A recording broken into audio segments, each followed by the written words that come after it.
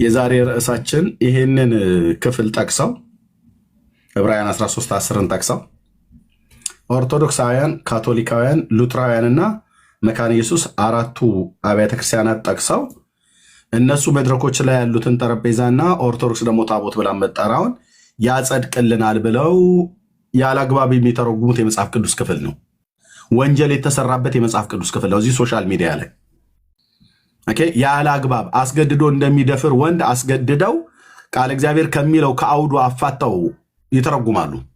አንዳንዶቹ እንደውም የነገረ መለኮት ምሩቃን ናቸው። ትርጓሜ እንዴት ነው? አልተማራችሁም እንዴ? ተምራችኋል አይደል? የቅዱሳት መጽሐፍት የነኛ ትርጓሜ ሄርሜኔቲክስ አልተማራችሁ? ተምራችኋል። ቢያንስ እንደኛ አይነቶቹ ባላገር ባንናገር እንደውም አልተማርም። ቴዎሎጂ ስላልተማርኩ ማለት ነው። ግን ቴዎሎጂ መማር አይጠበቅብኝም። ዕብራውያን 13:10 ቀጥታ የሚናገረው ለኦርቶዶክስ ታቦት ለሚባለው፣ ለመካነ ኢየሱስ ጠረጴዛ ለሚባለው፣ ለካቶሊክና ለሉትራውያን ጠረጴዛ ብለው ለሚሉት አይደለም። ይህ ክፍል የሚናገረው አይደለም። ቃል እግዚአብሔርን አታስገድዱት። መልክቱ የተጻፈው ለዕብራውያን አማኞች ነው። ጸሐፊው ቅዱስ ጳውሎስ ነው ወይ ሌሎች ነው፣ በርናባስ ነው ምናምን ነገር ይባላል። ችግር የለውም። እኔ በነገረ መልክቱ የምትሉት ስላለ ጳውሎስ ግን ይህን መልእክት ለመጻፍ አቅም የለውም ብዬ አልልም። እውቅ ፈሪሳዊ ስለሆነ ማለት ነው። የብሉይ ኪዳንን ስርዓት፣ ቶራን፣ አጠቃላይ ታናክን በሚገባ የሚያቅሰው ስለሆነ በመንፈስ ቅዱስ ተመርቶ ሊጽፈው ይችላል። አሁን ጸሐፊው ማነው አይደለም ክርክሩ። የተጻፈውን አምጥታችሁ አዲስ ኪዳን ላይ ኦርቶዶክስ ታቦት ነው፣ መካነ ኢየሱስ ጠረጴዛ ነው፣ ካቶሊክ ጠረጴዛ ነው፣ ፔሳ ይባላል፣ መሰዊያ ይባላል፣ አልታር ይባላል ብለህ ይሄ ሌላችሁ ይህንም ማለት ነው። አሁን ለምሳሌ ሌላችሁ ቤተክርስቲያን አትባሉም አትበሉ። መካነ ኢየሱስ እንኳን እራሷ ይሄ ስላላት አይደለም ቤተክርስቲያን የተባለችው ጌታ ስላላት እንጂ። ግልጽ ነው ወንድሞቼ፣ ጌታ ስላላት ነው ቤተክርስቲያን የተባለችው። አራት እግር ጠረጴዛ በቫርኒሽ የተለቀለቀ ነጭ ልብስ ላዩ ላይ የምታለብሰው የጌታ እራት ተብሎ የሚባለው የሚዘጋጅበት በግራና በቀኝ ሻማ የምታንቆጠቁጥበት እሱ ስላላት አይደለም መካነ ኢየሱስ ቤተክርስቲያን የተባለችው ጌታ ስላላት እንጂ። እኔ እኮ እንዴት አይነት ትውልድ ነው አንተ! ገና እዚህኛ ቤት ወንጌል መስበክ አለብን። እዚህኛ ቤት ወንጌል መሰበክ አለበት። ከዚህ ጠረጴዛ ማላቀቅ አለብን ማለት ነው። ኦርቶዶክስን ከገድላ ከድርሳናቷ ታቦት ብላ ከምትለው ማላቀቅ እንዳለብን እዚህም ቤት ማላቀቅ አለብን።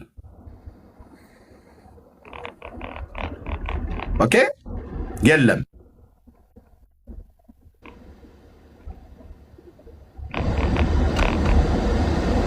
ኦርቶዶክስ ይሄ ስላለኝ ነው ታቦት የሚባለው ትላለች። ማነው ቤተክርስቲያን የሚባለው ትላለች።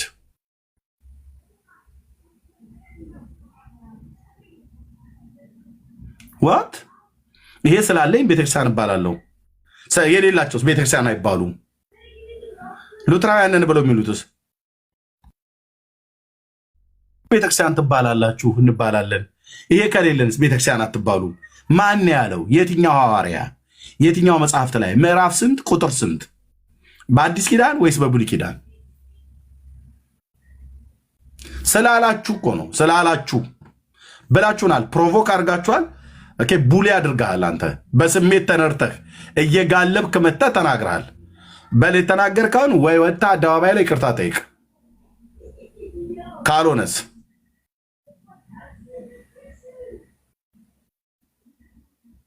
ይሄ በኢትዮጵያ ወንጌላዊት መካነ ኢየሱስ ቤተክርስቲያን መሰዊያ ብላ የምትጠራው ከበስተኋላ ቄሱ የቆሙበት ጠረጴዛ ወንድሞቼ ቅዱስ ነው። እንሰዋለታለን፣ እንሰግድለታለን፣ እንሰዋበታለን ብለህ ብትል ምንድን ነው የምትሰዋበት? ከየት ነው የተማራችሁት ይሄንን? ጳውሎስ እንሰዋበታለን ብሎ ያለው አለ ወይ? ስለ ጌታ እራት የጌታ እራትን መሰዊያ መስዋዕት ብሎ ጠርቶታል ጳውሎስ በመልእክቱ። ጳውሎስ በ14ቱ መልእክት ካልተናገረ ዝም በል አንተ፣ ዝም በል ወንድም አለም። የእግዚአብሔር ልጅ አንድ ጊዜ ነው የተሰዋው፣ ራሱን በማቅረብ ሰውቷል። ከዛ ዕለት ዕለት የመካነ ኢየሱስ ቄሶች የሚሰዉት ዕለት ዕለት የኦርቶዶክስ ቄሶች የሚያርዱት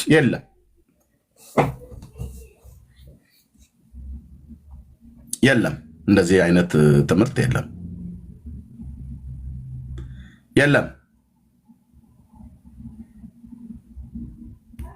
የለም እኮ ነው የምንለው። አለ ብሎ የሚል ሰው ካለ ይግባ። ቴንክ ዩ።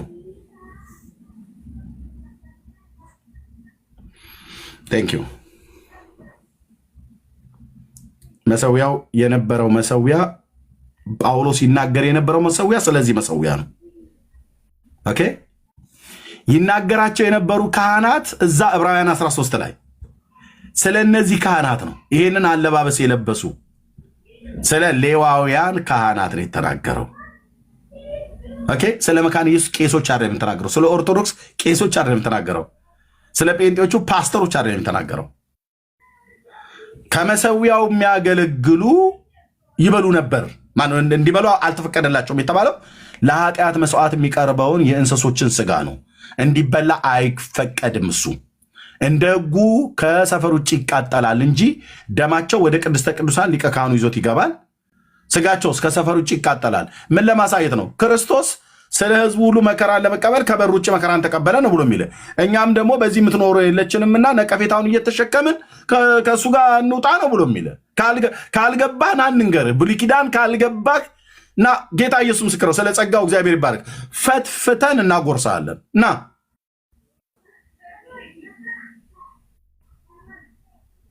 እንዴ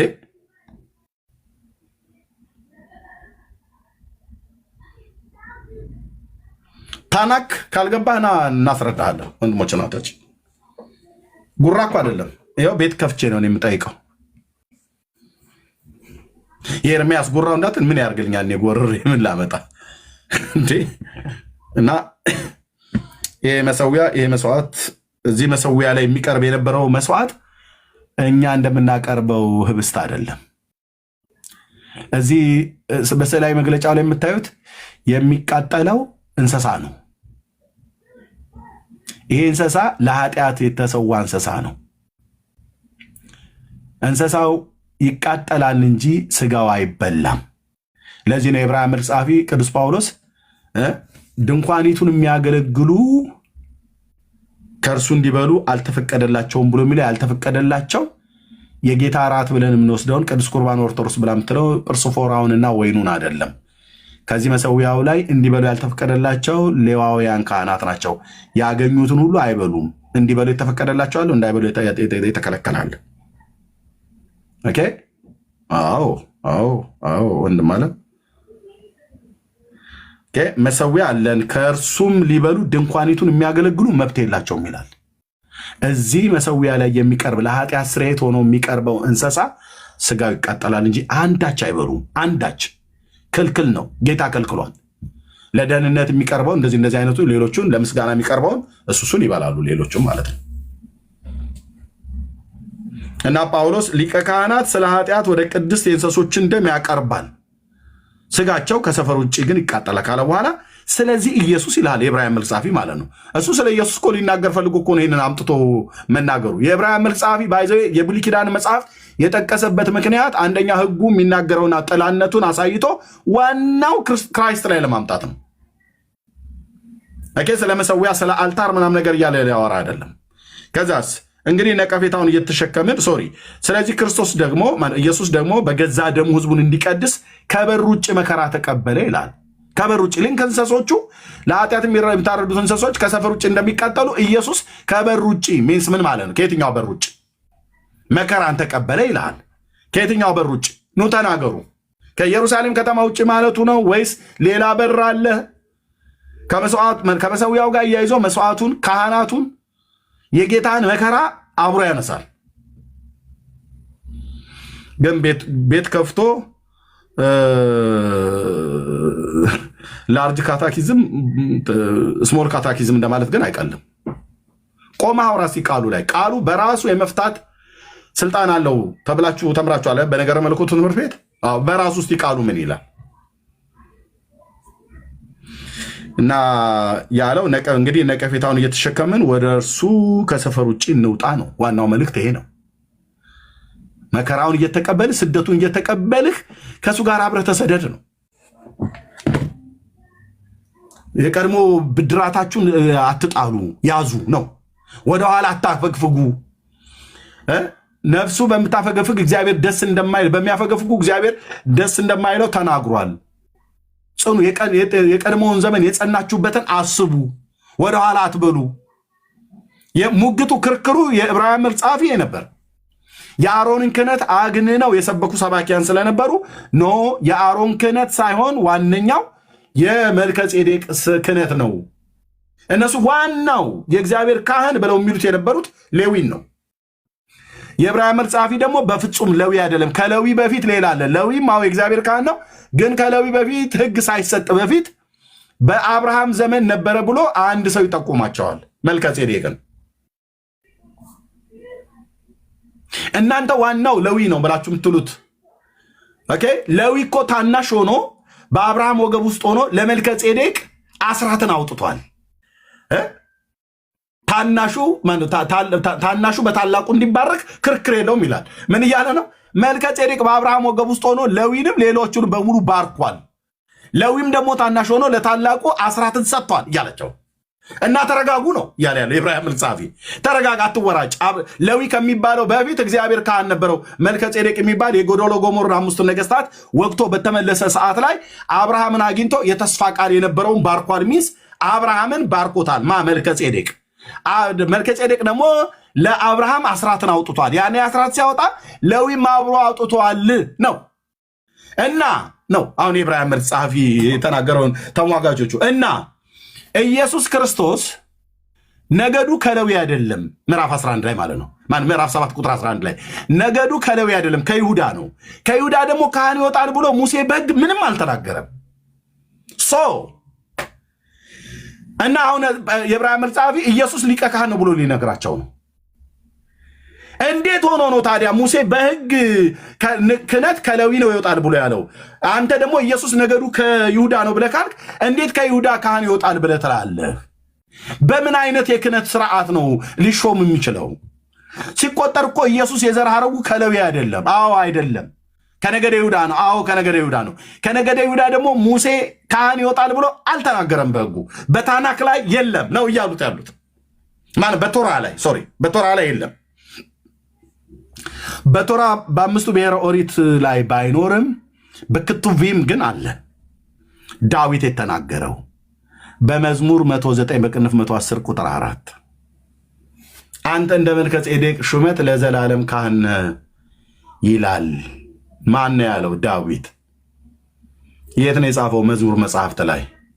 ይሄ መልከ ጼዴቅ የሚባለውን ካህን ታውቁታላችሁ ወይ ነው የዕብራውያን መልእክት ጸሐፊ። አደገኛ ጸሐፊ ነው አንተ። በስመ አብ ይህንን ሃይማኖተኛ ሁሉ ቀጥ አላረገውም፣ በአንዴ ቀጥ አረገው እና አይ የለም መልከ ጼዴቅ የሚባል ካህን እግዚአብሔር በአብርሃም ዘመን ነበረው። በሱ ክህነት የጀመረውን እግዚአብሔር በመሃል ላይ ሆነ ሌላ ሊቀ ካህን ሊያስነሳ ይፈልጋል። እናንተ ሌዊ የሌዊ ጉዳይ ሌዊ ነው ዋነኛው ሌዊ ነው ብላችሁ ስትሉ ኖ ዋነኛ ሌዊ ሆኖ አያውቅም። እግዚአብሔር ክህነትን ሲጀምር ከሌዊ አይደለም የሚጀምረው ከመልከ ጼዴቅ ነው። እናንተ ሳታውቁት ደግሞ የዘር ሐረጉ ራሱ ያ መልከ ጼዴቅ የሚባል ከአብርሃም አይቆጠርም። ደስ የሚለው ይሄ ነው። ሲያናድድ አይደል? የዕብራውያን መልእክት ጸሐፊ ስታነበው ለዕብራውያን አማኞች በጣም የሚያናድድ ነው። የዕብራውያን ጸሐፊ ግን የጻፈው ለእኛ ግን አያናድደን። ሌዊ ነው። ከሌዊ ክህነት ውጭ ማንም እግዚአብሔር የሚያውቀው ነገር የለም። ተረጋጉ፣ እባካችሁ ተረጋጉ።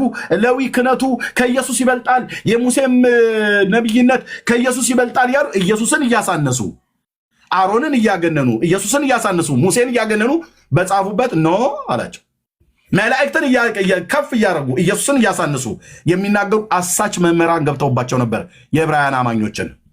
መጥቶስ ቅዱስ ጳውሎስ ጻፊው ኢየሱስ ከመላእክትም እንደሚበልጥ ኢየሱስ ከአሮን እንደሚበልጥ ክህነቱም በምንም ኢየሱስ ከሙሴ እንደሚበልጥ ለምሳሌ ከመላእክት አንተ ልጄ ነህ የዛሬ ወልጄዋለሁ ብሎ ያለው ከቶ ለማን ነው ይላቸዋል? መልስ የለም፣ ለማንም አላለም። ስለዚህ ተረጋጉ እያላቸው ነው። ለማንም አላለም። ለማንም አላለም። ስለ መላእክት ግን ከፈለጋችሁ መላእክቱ መናፍስትና አገልጋይ ናቸው ብሎ ይናገራል። እንደውም እኮ ጌታ ተናግሯል። በኩር ወደ ዓለም ሲገባ የእግዚአብሔር መላእክት ለእሱ ይስገዱ ብሎ የለ ወይ አላቸው።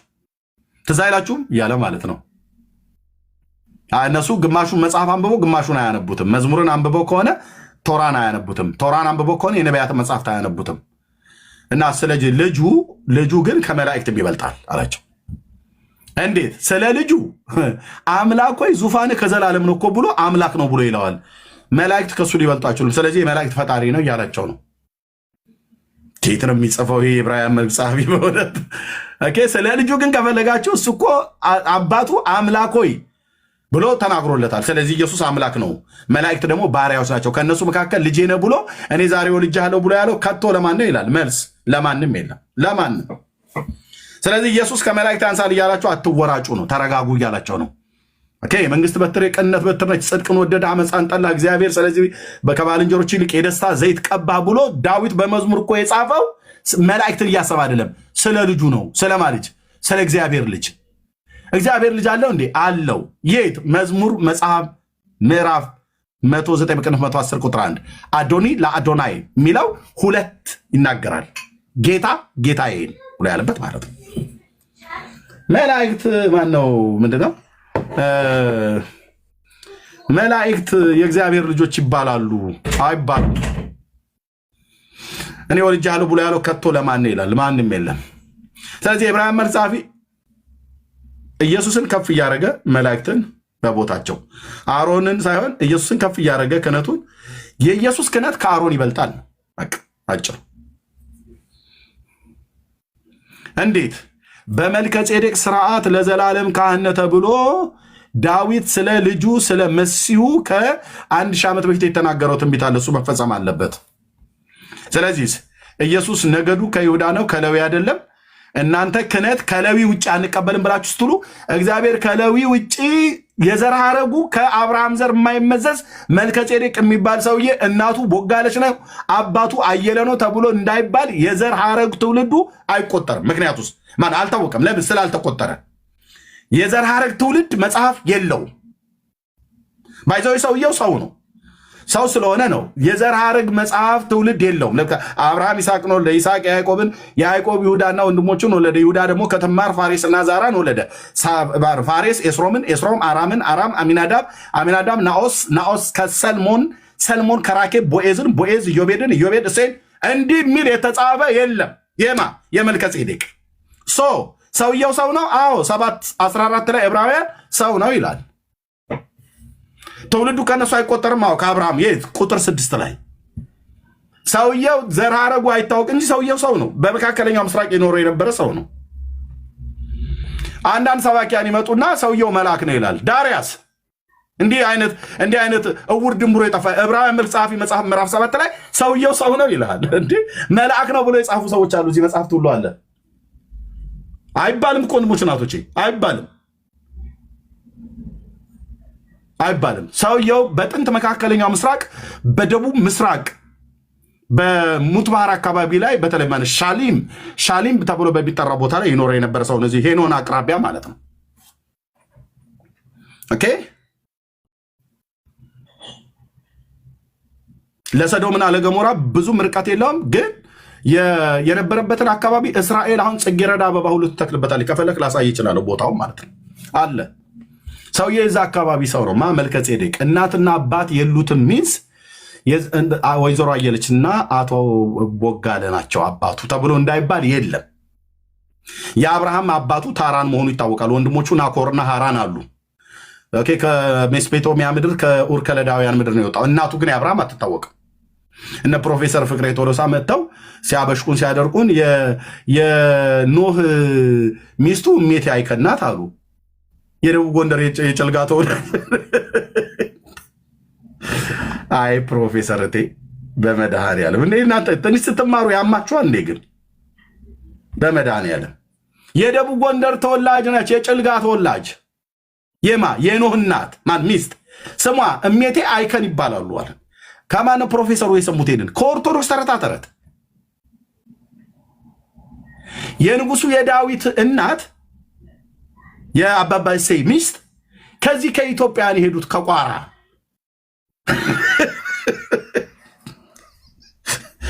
መድኃኔዓለም ክርስቶስ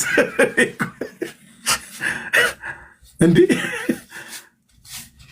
እኔ ብዙ የተማሩ ሰዎች እጅግ ጠቅመውኛል፣ ይጠቅሙኛሉ። ግን እንደዚህ ከጭልጋ በእውነት ከጭልጋ ሜቴ አይከን ብለህ የሌለ መጽሐፍ ያልጎን የነቢዩ የኤልያስ እናትና አባቱ ኢትዮጵያዊ ናቸው አለን ዘበነ። ስለ ነቢዩ ኤልያስ ስታወራ የወጣባት ቴስቢ የምትባል ከገለአድ ማለት ነው። ቴስቢ ገለአድ የምትባለው ለነገደ ሩበን የተሰጠች ከዮርዳኖስ ወንዝ ማዶ ገና ሙሴ በሕይወት እያለ በኢያሱ መጽሐፍ ምዕራፍ 1 ቁጥር 12 ላይ ለሶስቱ ነገዶች ለምናሴና ለጋድ ለሮቤል ነገድ ሶስቱ ነገዶች በተለይ ምናሴ ብዙ ስለሆነ ከፊሉ የነገደ ምናሴ የአግ ምድር የሚባለውን ቦታ ሰጥቶታል ማለት ነው። ሮቤን ደግሞ የባሳን ምድር የሚባለው ተሰጥቶታል ማለት ነው። ጋድ እዚህ በሞዓብ ሸለቆ የሚባለው ይሄ ናባው የሚባለው ቤቴ ፌጎር የሚባለውን አካባቢ ሰጥቶታል። ዳር ያዝልን ወንድም አለም አንተ ቴዎሎጂ ገብተህ ስለወጣህ ሶሪ ግን ወንድሞች እዚህ ብዙ ወንድሞች ስላላችሁ ማለት ዳር ያዙ አትንተፋተፍብን መጥተህ ዘበን እንደሚዋሸው ማለት ነው። ያው መረጃ በሌለው ነገር ወንድሞች ናቶች የጥንት መካከለኛው ምስራቅን ጂኦግራፊ ግልብጥብጥ አድርገውት ወንድሞች ናቶች እንዴት እንደሚያበሳጭ ትውልዱ ደግሞ እውነት የሰማ መስሎት ጉንጩን እንደዚህ አድርጎ ይሰማቸዋል። የደቡብ ጎንደር ተወላጅ የጭልጋ እናት እና ነቢዩ ኤልያስ አባቱና እናቱ እዚህ ኢትዮጵያ ነበሩ ይላል መጽሐፍ ቅዱሳችን። ግን ስናነብ ይህ ታላቅ ነቢይ የወጣው ከገለአድ ቴስቢ ነው። ገለአድ ቴስቢ ከዮርዳኖስ ወንዝ ማዶ ለነገደ ሩበንና ምናሴ በተሰጠው ድንበር መካከለ በነገደ ሩበን ውስጥ ነው ያለው። በቃ ቴስቢ የምትባል መንደር ናት። እናቱ፣ አባቱ፣ እህቱ፣ አክስቱ አይታወቅም። ግን እስራኤላዊ ሰው ነው፣ ኢትዮጵያዊ ነው አሉ። ወንድሞች እናቶች፣ እንዲህ አይነት ጦርነት ነው የገጠመን፣ እንዲህ አይነት ትግል ነው የገጠመን። ስንጠራቸው አይመጡም። አንድ እስራኤላዊ እንኳን አይደለም ዘበን አይደለም አንድ እስራኤላዊ እንኳን መጥቶ ይህንን ነገር ሊያስረዳ የሚችል የለም። አያውቁትም። ኤልያው ነቢይ ያውቁታል፣ ግን እናትና አባቱ እንትናንች ብለው እንኳን አይሉም። የለም፣ የተጻፈ የለም።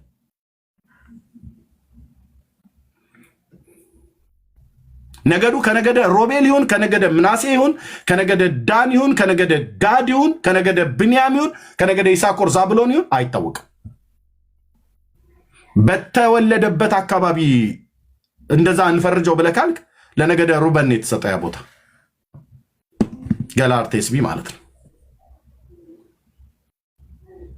ኢትዮጵያዊ ነው አሉን። ጌርሳ ሜላ መጥቷል። ሰላም ይበል። እነሱ ካላወሩ እኛ ብቻችንን ማውራት የለብንም። ቢመጡ ጥሩ ነበር።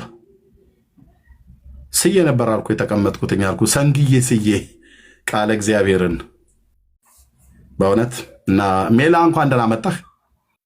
እኔ እዚህ ጋር ላብቅ።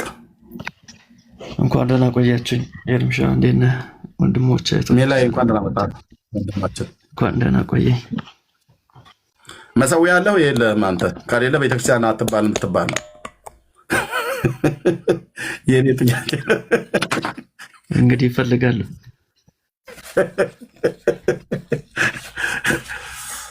ወይ ጉድ ወይ ጉድ። ይኸው 3 ሰዓት ከ25 ጠራን። ከካቶሊክ ከኦርቶዶክስ ከመካነ ኢየሱስ ከሉተራውያን ነበር የጠራሁትኝ። ለምን መሰዊያ ያለን ብለው ይህን ጥቅስ ይጠቅሳሉ። ኦርቶዶክስን ታቦት ብላ ለምትለው ካቶሊክ አይ ቲንክ ፔሳ ነው ምናምን ነገር ብላ ለምትለው ሉትራውያን ወገኖቻችንም ጠረጴዛ ብለው ለሚሉት ይህን ጥቅስ ይጠቅሳሉ። ሁሉም ጥቅሱ ግን ለእነሱ ጠረጴዛና ወይ ታቦት ብለው ለሚሉት ነገር የሚናገር አይደለም። ኑ ተናገሩ። ሜንሳ ነው ሶሪ ሜንሳ ቴንኪው ሜንሳ ቴንኪው እንኳን ማረምከኝ።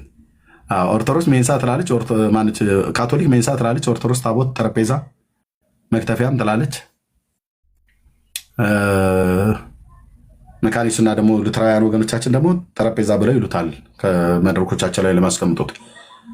እሱን ነው ይሄን የሚናገረው ብለው ይሄን ክፍል ይጠቅሳሉ። በጣም ይሄን ክፍል ሲጠቅሱ ጌታ ኢየሱስ ምስክር ውሸታቸውን እንደሆነ ልነግራችሁ እወዳለሁ። ክፍሉ አይናገርም እንደዛ። ክፍሉ የሚናገረው ስለ ብሉይ ኪዳን መሰዊያና ስለ ብሉይ ኪዳን መስዋዕት ነው። ከማጋን ያገናኘው የብሉይ ኪዳን መስዋዕትን የብሉይ ኪዳን መስዋዕት ለኃጢአት የሚቀርበው መስዋዕትን ነው። ከሰፈር ውጭ ስጋቸው ይቃጠላል ብሎ ያለው። ታዲያስ ለእኛ ለእኔና ለአንተ በደልና ኃጢአት የተሰዋው ከክርስቶስ ጋር እያነጻጸረ ነው እየተናገረ ያለው እና ስለ ስሙ ስለሚደርስባችሁ መከራ ከእሱ ጋር መከራውን እየተቀበላችሁ ከበር ውጭ መከራ እንደተቀበለ እናንተም ወደዛ ወደ ውጭ እንውጣ ነው እያለ ያለው። እና ሜላም ትለው ካለ ማለት ትችላለህ። ቴንኪው ዲያቆን አዲስም መጥቷል። ጌርሳምዬ ማለት ትችላላችሁ። ቡና አልጠጣ ነው። ሜላም ትለው ካለ ማለት ትችላለህ። ጥያቄ ያለው ሰው ካለ መግባት ይችላል። ቴንኪው ሜላይ። እሺ እርሜ እንግዲህ በዚህ በታቦቱ ዙሪያ ታቦቱ መሰዊያ ነው ወይንስ ጌታ ጠረጴዛ ነው በሚለው ጉዳይ እነሱ ራሳቸው አልተስማሙም፣ አልተግባቡም። እርስ በራሳቸው መልስ እየተሰጣጡ ነው ያሉትና ሰሞኑን አንዱ ለአንዱ መልስ እየሰጠን ያለው ሊቀ ጠበብት ዘሪሁን ሙላት ያንን ስብከት ከሰበከ በኋላ የኦርቶዶክሱ እንግዲህ ሰፈር ትንሽ ተረብሿል። መምህር ዘበንም ተመሳሳይ ነገር ነው ያነሱት። የታቦቱና መሰዊያው ይለያያል፣ ታቦቱና የጌታ ጠረጴዛ ሁለቱ ሶስት ናቸው ብሏል። እንደውም በኢትዮጵያ ኦርቶዶክስ ቤተክርስቲያን ውስጥ አራቱ የተለያዩ ናቸው እንጂ አንድ አይደሉም። ጽላቱ፣ ታቦቱ፣ የጌታ ጠረጴዛና መሰዊያው እነዚህ አራቱ የተለያዩ ናቸው የሚል ሀሳብ አንጸባርቋል። እንግዲህ መሬት ላይ ያለችው ኦርቶዶክስ እና ቲክቶክ ላይ ያለችው ኦርቶዶክስ ሆድና ጀርባ ሆኗል። ያው እነዛኞቹ ሊቃውንቶች ናቸው። በቤተክርስቲያኒቷ ትምህርት መሰረት ሊቃውንቶች ናቸው። የቤተክርስቲያኒቷን ትምህርት የተማሩ እንደውም መምህር ዘበነም ካህን ናቸው። እዚህ ያሉት ግን ያው ምን እንደሆነ አላወቅንም። ግን እኛ ብዙ ጊዜ የምንናገረው ነገር አለ። የኢትዮጵያ ኦርቶዶክስ ተዋሕዶ ቤተክርስቲያንን የሚያውቁት እነሱ ናቸው ብለን ነው የምናምነው፣ መምህር ዘበነ ማለት ነው።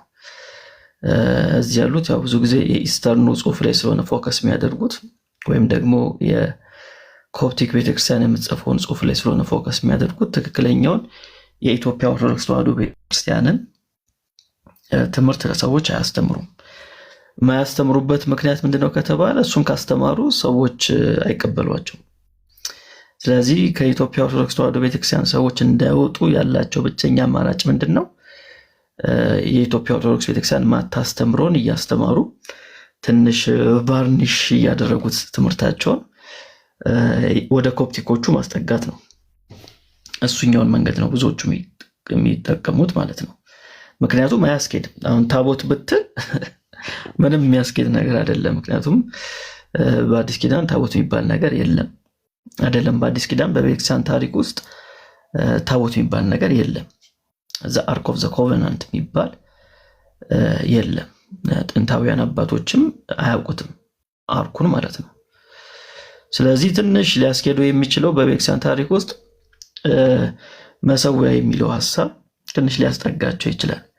ስለዚህ ያላቸው አማራጭ ታቦቱን ወዴት መግፋት ነው? ወደ መሰዊያ ወደሚለው ወይ ደግሞ የጌታ ጠረጴዛ ወደሚለው መግፋት ነው ያላቸው አማራጭ። እሱን ለማድረግ ነው የሞከሩት። ግን ያው እድሜ ለመምህር ዘበነ እሱን ትምህርታቸውን እንግዲህ እያፈረሱ ይገኛሉ። አሁን ላይ ደግሞ ከግብፅ ቤተክርስቲያን ጋር የሚያለያየንን ቪዲዮ ሰራላችኋለሁ ብለዋል። እንግዲህ ቅድም ላይቭ ላይ ነበሩና ስሰማቸው ነበር። ከግብፅ ከኮፕቲክ ጋራ በምን እንደምንለያይ ከቅዳሴው ጀምሮ እንደምንለያይ እሱን በፖይንት አድርጌ ያስቀምጣለሁ ብለዋልና የኢትዮጵያ ኦርቶዶክስ ቤተክርስቲያን ያው በስም ደረጃ ኦሪየንታል ትባላለች እንጂ በብዙ ነገር ከኦሪየንታሉ ትለያለች። በጣም በብዙ ነገር በጣም በብዙ ነገር። ስለዚህ እዚህ ውስጥ ያላችሁ የኢትዮጵያ ኦርቶዶክስ ተዋሕዶ ቤተክርስቲያን አማኞች የሆናችሁ የቤተክርስቲያናችሁን ትምህርት ብታውቁ በጣም ጥሩ ነው።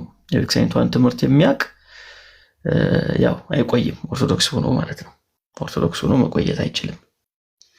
እያንዳንዱ ትምህርታቸው እኛ ያው ውይይታችን አሁን ላይ ታቦት ላይ መሰዊያው ላይ ወይም ደግሞ የጌታ ጠረጴዛ የሚባለው ላይ ስለሆነ ነው እንጂ የኢትዮጵያ ኦርቶዶክስ ተዋሕዶ ቤተክርስቲያን ኢቭን በትምህርተ ሥላሴ ላይ ራሱ ከኮፕቲኮች ትለያለች። በጣም ነው የምትለየው።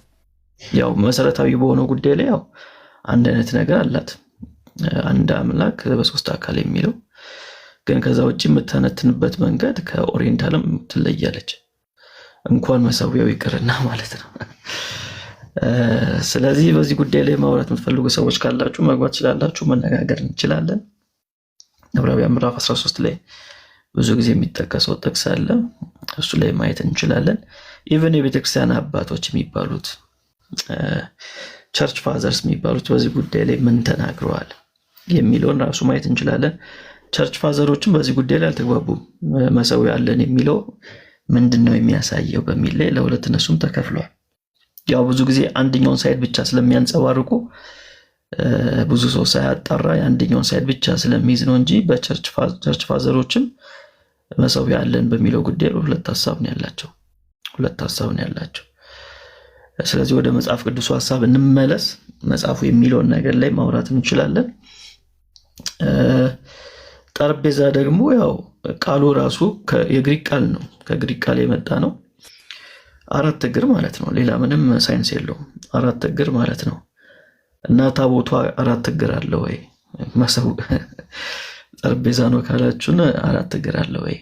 ምክንያቱም ጠረጴዛ የሚለው ቃል 4 እግር ማለት ነው። ከግሪኩ የመጣ ቃል ነው። ሌላ ትርጉም የለውም። በቃ 4 እግር ማለት ነው። ስለዚህ ታቦቱ ደግሞ ያው እግር የለውም፣ 4 እግር የለውም። ስለዚህ ባይ ዴፊኒሽን እንኳን ብንሄድ የጌታ ጠረጴዛ ሊባል አይችልም ማለት ነው። ምክንያቱም እግር ስለሌለው፣ 4 እግር ስለሌለው። ስለዚህ በሚስጥርም አያስኬድም፣ በዘይቤም አያስኬድም ማለት ነው። እንግዲህ ሌላ ሀሳብ ካለን በኋላ ላይ ጨምራለሁ። ቀጥሉ ወንድሞች፣ ጸጋ ይብዛላችሁ። ቴንኪው ሜላ፣ ተባረክ፣ ጸጋ ይብዛል። ቴንኪው። እሺ አሮን ጠፍተህ ነበር። አይ ቲንክ ጥያቄ አለ ብለህ ስላልክ ነው ያስገባው። መጠየቅ ትችላለህ። ሰላም ለሁላችሁ። የጌታ ኢየሱስ ጸጋና ሰላም ለሁላችንም ይብዛ። የኔ ጥያቄ እግዚአብሔር ለመልከጼዴቅ ወይም ደግሞ መልከጼዴቅ ካህን እንደነበረ የልዑል እግዚአብሔር ካህን እንደነበረ ይናገራል። ዳዊት ደግሞ በመዝሙሩ አብ ስለ ወልድ ሲናገር ይሰማል። አንተ እንደ መልከጼዴቅ ስርዓት ለዘላለም ካህን ነህ ብሎታል። ስለዚህ የመልከጼዴቅ ክህነት የዘላለም ነው ማለት ነው። በዚህ ላይ ጥያቄ መልከጼዴቅ ዕብራዊ ነው ወይ? እግዚአብሔር ከአብርሃም ጋር ነው ኪዳንን የሚገባው ከሴም ነገድ ጋር ማለት ነው።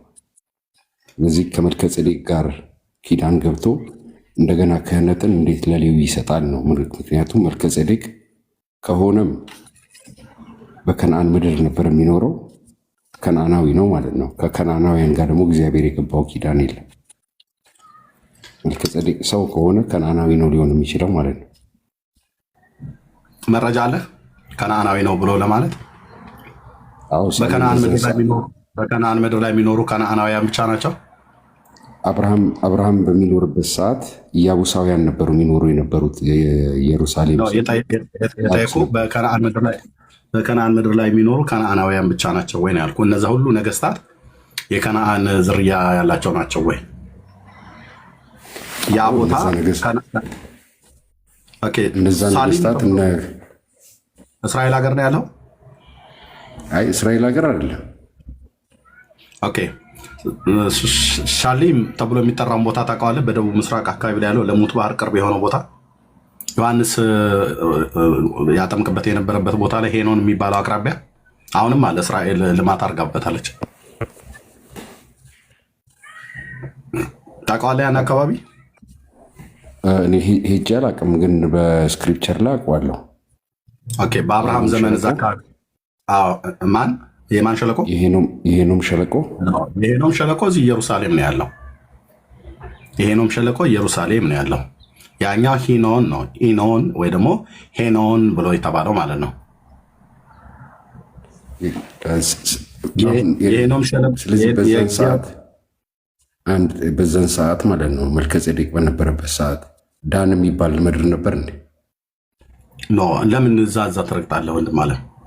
አልረገጥኩም። ምክንያቱም ስክሪፕቸር ነው እንደዛ የሚል ካለ ስለ መልከጼዴቅ ጠይቃ ስለ ዳን አታውራ። መልከጼዴቅ እንደዛ የሚለው አብርሃም በዳን ምድር ላይ ነው የሚደርስባቸው እነዚህን 4 ነገስታት ማለት ነው። ስለዚህ ዳን የሚባል ምድር አልነበረም። እዛው ምን ላይ ነው? ቶራ ላይ ነው አደለ?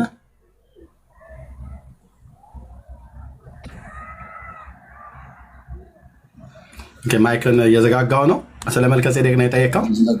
አሁን መሞገቻ ሀሳብህ መልከጼዴቅ ከነአናዊ ነው የምትለኝ? መልከጼዴቅ ከነአናዊ ነው። ኦኬ፣ መረጃ ስጠኝ ከነአናዊ ለመሆኑ ነው ብዬ የምልህ። ቦታውን ስጠይቅህ አላውቀውም አልከኝ። በአብርሃም ዘመን አካባቢ ላይ ይኖሩ የነበሩ ከነአናውያን እንደመሆናቸው ታሳየኛለህ። መረጃ ነው ብዬ የምልህ። ቦታውን መልከጼዴቅ ይኖርበት የነበረው ቦታ ላይ ካወቅከው ማለት ነው። ቦታውን ካወቅከው የት አካባቢ እንደሆነ ደቡብ ምስራቅ ነው ወይስ ደቡብ ምዕራብ ነው ወይ ደቡቡ ክፍል ላይ ነው ወይ ሰሜኑ ክፍል ላይ ነው? እሱን ንገረን እና ከነአናዊ ለመሆኑ መረጃውን ስጠን። ከነአናዊ ነው ብለሃል፣ መረጃ ስጠን። ከነአናዊ ለመሆኑ ያ ምድር በሙሉ የከነአን ምድር ነው እኮ። መረጃ ስጠን። ያ ምድር በሙሉ የከነአን ምድር ብሎ የሚል የለም። አንተ ነው የምትለው። ካለ ግን ስጠን። እኔ አይደለሁም ያልኩት ኤርሚ እኮ። መረጃውን ስጠን። ያ ቦታ ላይ ያን ቦታ ስጠን ነው መረጃውን ብያልኩ። ቦታውን ንገረኝ በመጀመሪያ። መልከጼዴቅ ይኖርበት የተባለ ቦታ ላይ ቦታውን ንገረን። ደቡብ ላይ ነው? ደቡብ ምስራቅ ነው? ደቡብ ምዕራብ ነው? ሰሜን ምስራቅ ነው ወይ ሰሜን ምዕራብ ላይ ነው ወይ መካከል ሴንተር ላይ ነው ወይ ሰሜኑ ላይ ነው? እሱኛውን ቦታውን ንገረንና ያ ቦታ የከነአናውያን ምድር ሆኖ ይቆጠር እንደነበረ እዛ አካባቢ ላይ በጥንት በዛ ዘመን በአብርሃም ዘመን ይኖሩ የነበሩ ከነአናውያን እዛ ቦታ ላይ እንደሰፈሩ በየትኛው ንጉስ ክልል ስር እንደነበረ ወይ አገረ ገዢ ተብሎ የሚባሉ ማለት ነው የጎሳ ነገስታት ተብሎ የሚባሉት እነማን እንደነበሩ ታሳየናለህ። ከዛ አጨበጭብልሃለሁ ማለት ነው። መልከጼዴቅ ከነአናዊ ነው ብዬ ማለት ነው። ግን አንተ ዝም ብለህ እስራኤል ምድሪቷ በሙሉ የከነአን ምድር ነች ብለህ ካልክ ከነአናውያን ቢኖሩበትም ብዛት የከነአን ልጆች አሞራውያን፣ ኬጣውያን፣ ፌሪዛውያን ቢኖሩበትም ቅሉ የሌሎች አገር ሰዎችም ደግሞ ጭምር ይኖሩበት ነበር። ለምሳሌ አሁን እታች ምድረ በዳው ላይ አማሌቅ ይሰፍርበት ነበር። አማሌቅ የከነአን ዝርያ ነው ያለው? አማሌቅ የኤሳው ልጅ ነው። በቃ እኮ አይደለም አልኩ። ስለዚህ ለአማሌቅ ጎረቤት ነው አይደለም? ኦሪት ዘፍጥረት ምዕራፍ 10 ቁጥር 15 ላይ ነው። ምኑ ነው ዘፍጥረት 10 15 ላይ ያልከኝ? የከነአን ልጆች ማማን እንደሆኑ ከነምድር እዛ ውስጥ መልከጼዴቅን አሳየኝ። ቴንክ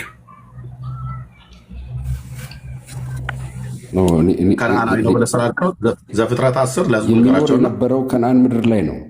ስለዚህ ከነአናዊ እኮ አሳየን ብራዘር። ዘፍጥረት 10 ስንት ነው ያልከው? ዘፍጥረት 10 15 15 የከነአናውያን ማለት ነው። የከነአን በኩሩ ሲዶንና ኬጣውያን፣ ኢያቡሳውያን፣ አሞራውያን፣ ጌርጌሶናውያን፣ ኢያውያውያንና አርካውያን፣ ሲነንም፣ አራዲያውያንና ሰማራውያን አማቲንም ወለደ። ከዛ በኋላ የከነአንን ነገድ ሁሉ ተበተኑ ይላል። ከዚያስ ከነአናውያንን ወሰን ከሲዶን አንስቶ እስከ ጌራራ በኩል ሲል እስከ ጋዛ ድረስ ነው። ወደ ሰዶምና ወደ ገሞራም ወደ አዳማና ወደ ሰቦይም በኩል ሲል እስከ ላሳ ድረስ ነው ይላል። ይሄ ማን የከነአናውያን ምድር ነው አይደል?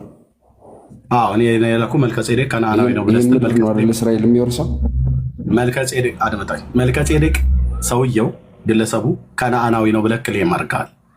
ስለዚህ ከነአናዊ ከሆነ እሱ በየትኛው አካባቢ ላይ ነበር ይኖር የነበረው? ደቡብ ምስራቅ ወይ ሰሜን ምዕራብ ወይ መካከል ላይ ወይ ደቡቡ ላይ ወይ ሰሜኑ ላይ ለየውና ቦታውን ንገረንና ካወቀው ማለት ነው የት አካባቢ እንደነበረ ሰውየው። አባታችን አብርሃም የሳሌም ንጉስ ነው እኮ። ሳሌም የቱ ጋ ነው ቦታው ነው እኮ ብያልኩ ያለሁት። ሳሌም አንዳንዶቹ ሰው ነው ብለው መልከጼዴቅን ክሌም የሚያደርጉ ኢየሩሳሌም ይችላል። ቦታውን ነው ያልኩ። ቦታውን የሳሌም ንጉስ ነው ብሎ ካለ የሳሌም ንጉስ ነው ብሎ ካለ ሳሌም የምትባል ቦታ አለች ማለት ነው።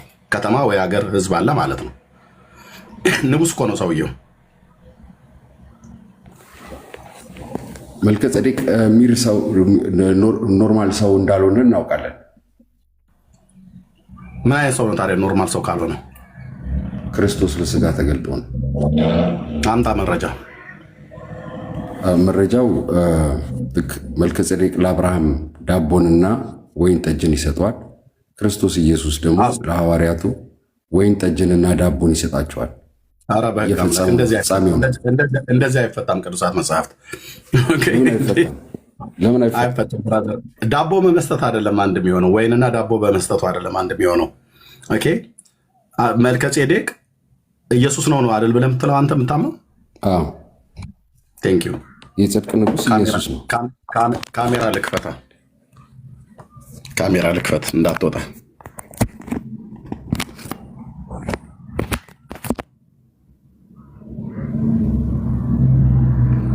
በአንድ ቃል እንዴት ትክክል እንዳይደለ ላሳየህ። ዕብራውያን 7:11 ማነው 7 ጀምረን እናንብብ።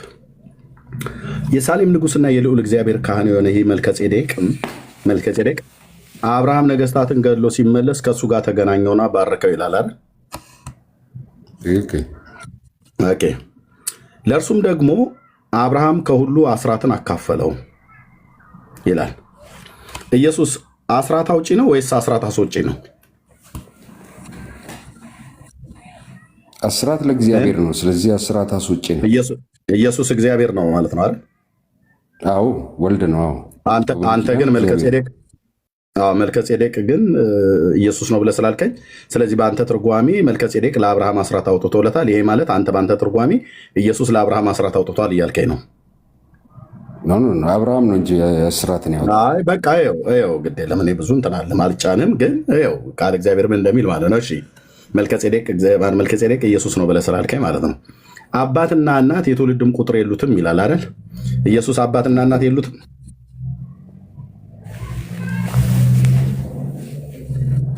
ኢየሱስ እናት የለውም?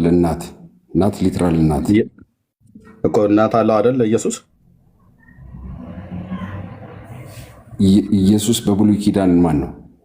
ኖ የጠይቁ መልስ። ኢየሱስ እናት አለው የለውም? ኢየሱስ አዎ ሰው ሆኗል እኮ። እናት አለው የለውም? እናት አለው። ክርስቶስ እናት አለው። አለቀ። ስለዚህ ይህ ክፍል የሚናገረው ስለ ኢየሱስ አይደለም ማለት ነው፣ ስለ መልከጼዴቅ ነው። አባትም አለው፣ አባቱ እግዚአብሔር አብ ነው። ኦኬ እሺ። ለዘመኑ ጥንት ለሕይወቱ ፍጻሜ የለውም ካለ በኋላ ዳሩ ግን በእግዚአብሔር ላይ ተመስሎ ለዘላለም ካህን ሆኖ ይኖራል አለ። ዳሩ ግን የእግዚአብሔር ልጅ የተባለው ማን ነው? ክርስቶስ ኢየሱስ ነው። ቅድም አንተ መልከጼዴቅ ኢየሱስ ነው ብለኸኛል። ኢየሱስ በእግዚአብሔር ልጅ በኢየሱስ ተመስሎ ይኖራል። ኢየሱስ በኢየሱስ ተመስሎ ለዘላለም ካህን ሆኖ ይኖራል እያልከኝ ነው። ምክንያቱም መልከጼዴቅን ኢየሱስ ስትለው እዚህ ጋር ደግሞ በእግዚአብሔር ላይ ተመስሎ ይላል። ስለዚህ ኢየሱስ በኢየሱስ ተመስሎ ይኖራል ነው ያንተ ትርጓሜ። ኦኬ ይኸው ምን እንደተሳሳትክ። የአባቶች አለቃ ከዘረፋው የሚሻለውን አስራት የሰጠው ይህ ሰው ይላል። ስለማን ነው ይህ ሰው የተባለው? ለአባታችን ለአብርሃም የጎዶሎ ጎሞሩን 5ቱ ነገስታት ወቅቶ በተመለሰበት መልከጼዴቅ ማለት ነው። ይህ ሰው የተባለው መልከጼዴቅ ነው። ይህ ሰው የተባለው እንዴት ትልቅ እንደነበረ እስኪ ተመልከቱ ይላል። ይህ ሰው ብሎ ካለ ኢየሱስ አይደለም ማለት ነው።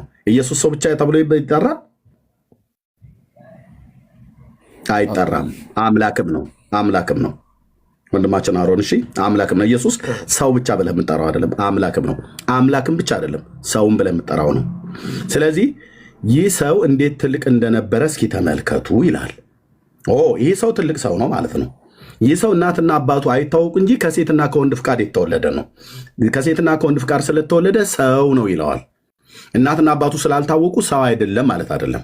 ኦኬ ከዛ ቀጥሎ ከሌዊ ልጆችም ክህነትን የሚቀበሉት ከህዝቡ ማለት ከወንድሞቻቸው እነርሱ ከወንድሞቻቸው እነሱ ምንም ከአብርሃም ወገብ ቢወጡ ከእነርሱ አስራትን በሕግ እንዲያወጡ ትእዛዝ አላቸው ይላል። ሌዋውያን ካህናት ከሌላው ነገድ አስራትን እንዲያወጡ አስራትን እንዲቀበሉ ያዛል። ለዚህ ነበረ በነቢያት መጽሐፍትም ላይ ወደ መብል እንዲሆን ለአገልጋዮቼ ለባሪያዎቼ መብል እንዲሆን ወደ ቤቴ አምጡ እያለ አስራትን ያዝላቸው እንደነበረ አስራትን እንዲያወጡ ጌታ የደነገገላቸው ለሌዋውያን ካህናት ነው። ስለዚህ ከወንድሞቻቸው አስራትን ይቀበሉ ነበር። ትውልዱ ከነሱ የማይቆጠረው ግን ይላል። ትውልዱ ከነሱ የማይቆጠረው የተባለው ማን ነው? ወንድማችን አሮን መልከጼዴቅ ነው። ከነ አብርሃም ዘር ከነ አብርሃም ዘር አይቆጠርም። እሺ ኢየሱስ ከአብርሃም ዘር ይቆጠራል አይቆጠርም? በትውልዱ ይቆጠራል። ስለዚህ መልከጼዴቅ ኢየሱስ ነው ብለህ ያልከው ትልቅ ስህተት ነው። ሁለተኛ እንደዚህ እንዳትጠቀም ብራዘር። ቁጥር 8 ምን ይላል? ቆይ ግድ የለም ኢየሱስ ከአብርሃም ዘር ይቆጠራል አይደል? አዎ። ይሄ ግን ትውልዱ ከነሱ አይቆጠርም ይቆጠራል ኢየሱስ። ቆይ አዳምን ተው። ትውልዱ ከአብርሃም ዘር ይቆጠራል አይቆጠርም ነው ያልኩህ። ዘሩ ከየት ነው ምንጩ? አይደለም የሰው ልጅ ስለሆነ አብርሃምም ከአዳም ይቆጠራል። ስለዚህ ክርስቶስ ራሱን የአዳም ልጅ እኔ አብርሃም ከአዳም አይቆጠርም አላልኩም። ሉቃስም ሲጽፈው ወስዶ ከአዳም ጋር አድርሶታል። የአዳም ልጅ የእግዚአብሔር ልጅ ብሎ ነው የዘጋው ሉቃስ ሲጽፈው ማለት ነው። የሰው ልጅ ስለሆነ ኢየሱስ የአዳም ልጅ ተብሎ ይጠራል። ልክ ነው፣ ምንም ጥርጥር የለውም። የአብርሃም ልጅ ተብሎ ተጠርቷልና ማለት ነው። ስለዚህ ትክክል። ትውልዱ ከእነሱ የማይቆጠረው የተባለው ማነው? መልከጼዴቅ ነው አይደል? መልከጼዴቅ ነው። አንተ ቅድም መልከጼዴቅን ኢየሱስ ነው ብለህ ያልከኝ አይደል? አዎ። ታዲያ ኢየሱስ ትውልዱ ከእነሱ የማይቆጠረው ከተባለው ከአብርሃም ይቆጠራል አይቆጠርም? ኢየሱስ አዎ፣ ቁጥር 8 ላይ ይቀጥልልናል። ቆይ ይቆጠራል አይቆጠርም? ክርስቶስ ይቆጠራል። ክላሽ ያደርግብሃል አያደርግብህም? ኖ አያደርግም። ኢየሱስ የአብርሃም ዘር ነው አይደል? የአዳም ልጅ ነው። አሁን ሰው ሆነ። እኔ ጠየቅኩህ መልስ ብራዘር። አዳማት የአብርሃም ልጅ ነው አይደለ? አዎ ነው። የአብርሃም ልጅ ነው። በቃ አብርሃም የአዳም ነው ምንጩ። የሰው ዘር በሙሉ ምንጩ አዳም ነው። የአብርሃም ዘር ከሆነ ኢየሱስ የአብርሃም ዘር ከሆነ እዚህ ጋር የጠቀስከው ኢየሱስ ነው ብለህ ካልከኝ ኢየሱስ የአብርሃም ዘር አይደለም እያለ ነው። ትውልዱ ከእነሱ የማይቆጠር ብሎ ያለው ከአብርሃም የማይቆጠር ነው ማለት ነው። ኢየሱስ በአንተ ትርጓሜ ማለት ነው። በእኔ ትርጓሜ ሳይሆን ከሴም ነገድ አይደለም እያለ ነው። አብርሃምን ከሴም ነገድ ነው የሚያመጣው። ስለ አብርሃም ሲነግረን ማለት ነው። ከከለዳውያን ኡር ሲወጣ አብርሃም የሴም ነገድ ነው። ማነው የሴም ነገድ? ዘር ቢሆንም የሴም ነገድ ነው። ምክንያቱም ነገዶች ተፈጥሯል በዛን ሰዓት ማለት ነው። ምንድን ነው እያወራ ያለው? መልከጼዴቅ ጋር እያወራ ስለ ሴም ታወራለህ? ሴም እኮ ከአብርሃም ምክንያቱም የሴም ነገድ አይደለም መልከጼዴቅ። ስለ ዘር ሐረግ ግንድ እያወራ ነው። አዎ መልከጼዴቅ ሰው ነው። ስለዚህ አዳም ልጅ ነው መልከጼዴቅ። መልከጼዴቅን ነገዱ ከሴም ነው ከካም ነው ከያፌት ነው ብለህ አትልም። ግን የሰው ልጅ ነው።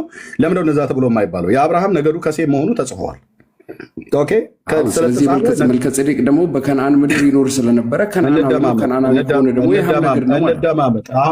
እንደማመጥ ብለናል የሚል ነገር አይሰራም ብራዘር። ካወራህ የወንጌል አማኝ ነህ ብለሃል አይደል? ቆመህ ቃሉ ላይ አውራኝ ካወራ ማለት ነው። ኦኬ አሁን የአብርሃም ነገዱ ከሴም ነው ወይ አይደለም? ይጠ አዎ ከሴም ነው። ከሴም መሆኑ ስለተጻፈልን ነው።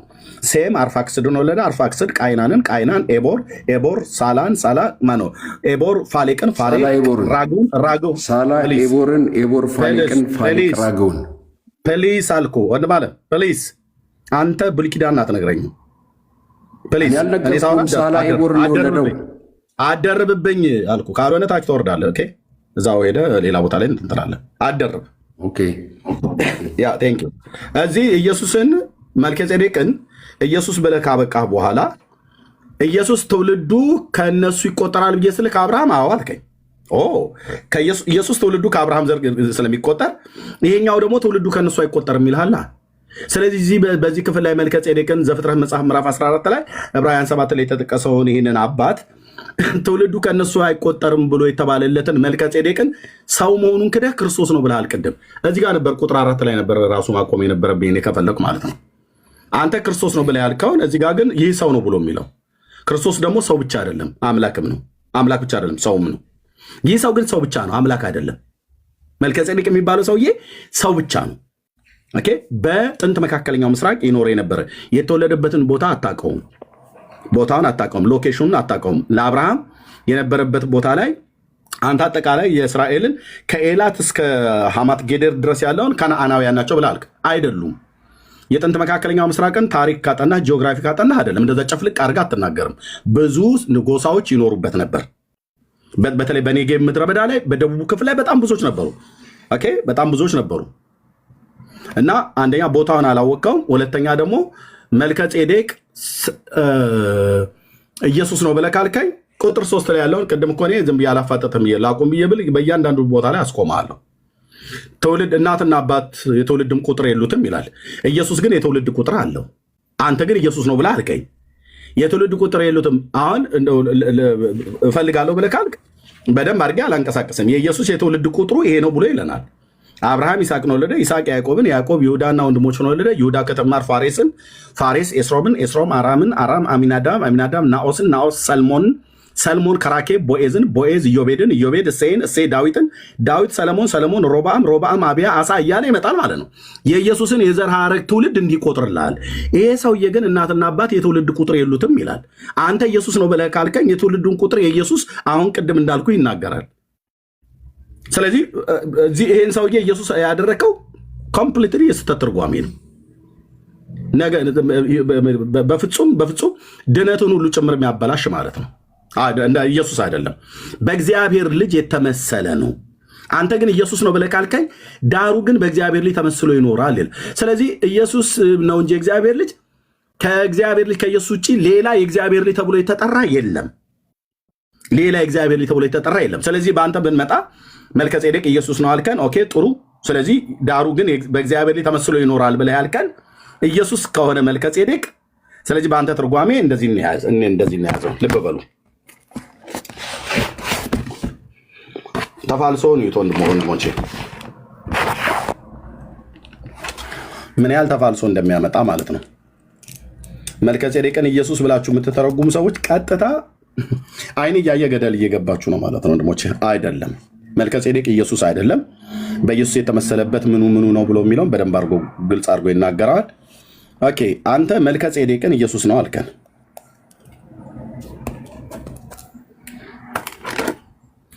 እሺ፣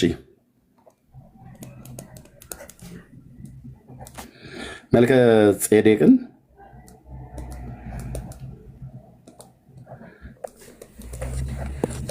ማን ነው ብዬ ስለ ኢየሱስ ነው አልከኝ።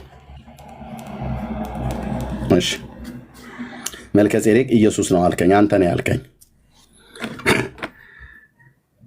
እናትና አባት የትውልድ ቁጥር የሉትም ይላል። አንተ ኢየሱስ ነው ብለህ ስላልከኝ ኢየሱስ እናትና አባት የትውልድ ቁጥር የሉትም እያልከኝ ነው። እንዴት እንደማያስኬድ ያው ብራዘር፣ ኢየሱስ እናትና አባት የትውልድ ቁጥር አሉት። አባቱ እግዚአብሔር አብ ነው፣ ስሙ ይቀደስ። እንሽልቶ እሱን ስም እንዳልጽፍ። ኦኬ፣ አብ ልጻፉ፣ ችግር የለው። እናቱ ማርያም ናት። የጌታችን የኢየሱስ ክርስቶስ አባት እግዚአብሔር አብ ነው። እናቱ ማርያም ናት። በአባቱ በኩል የዘሩ ሐረግ አብ ኢየሱስን ወለደ፣ ኢየሱስ ደግሞ እንትናን ወለደ ተብሎ አይባልም። የባህሪ ልጁ እስከሆነ ድረስ የዘር ሐረግ አትጠቅስም እዚህ በመለኮት ውስጥ ማለት ነው። በሰውነት ግን ዘር ትጠቅሳለህ። ዘሩን ስጠቀስ አብርሃም ይስሐቅን፣ ይስሐቅ ያዕቆብን፣ ያዕቆብ ይሁዳን ወንድሞቹን ወለደ ብሎ አምጥቶ የማቴዎስ ወንጌል መጽሐፍ ጸሐፊ ማርያም ጋር ያመጣል ማለት ነው። ስለዚህ እናትና አባት የትውልድ ቁጥር የሉትም ብሎ የሚለው ለኢየሱስ አይነገርም ማለት ነው። አንተ ለተረጎምከው መልከጼዴቅ ኢየሱስ ነው ብለህ ላልከው አይተረጎም ማለት አይሰጥም። ብዙ ነገር ነው የሚያፈርስብህ። መልከጼዴቅ ኢየሱስ አይደለም። መልከጼዴቅ ነው፣ መልአክም አይደለም፣ ሰው ነው ብሎሃል መጽሐፉ። ቁጥር 4 ላይ ሰው ነው ብሎ ካለ በቃ ሰው ነው። ያው የአባቶች አለቃ አብርሃም ከዘረፋው የሚሻለውን አስራት የሰጠው ይህ ሰው እንዴት ትልቅ እንደነበረ እስኪ ተመልከቱ ይላል። ሰውየው ሰው ነው ማለት ነው። ሰው ከሆነ ኢየሱስ ሰው ብቻ አይደለም አምላክም ነው። ኢየሱስ አምላክ ነው፣ ኢየሱስ ሰው ነው።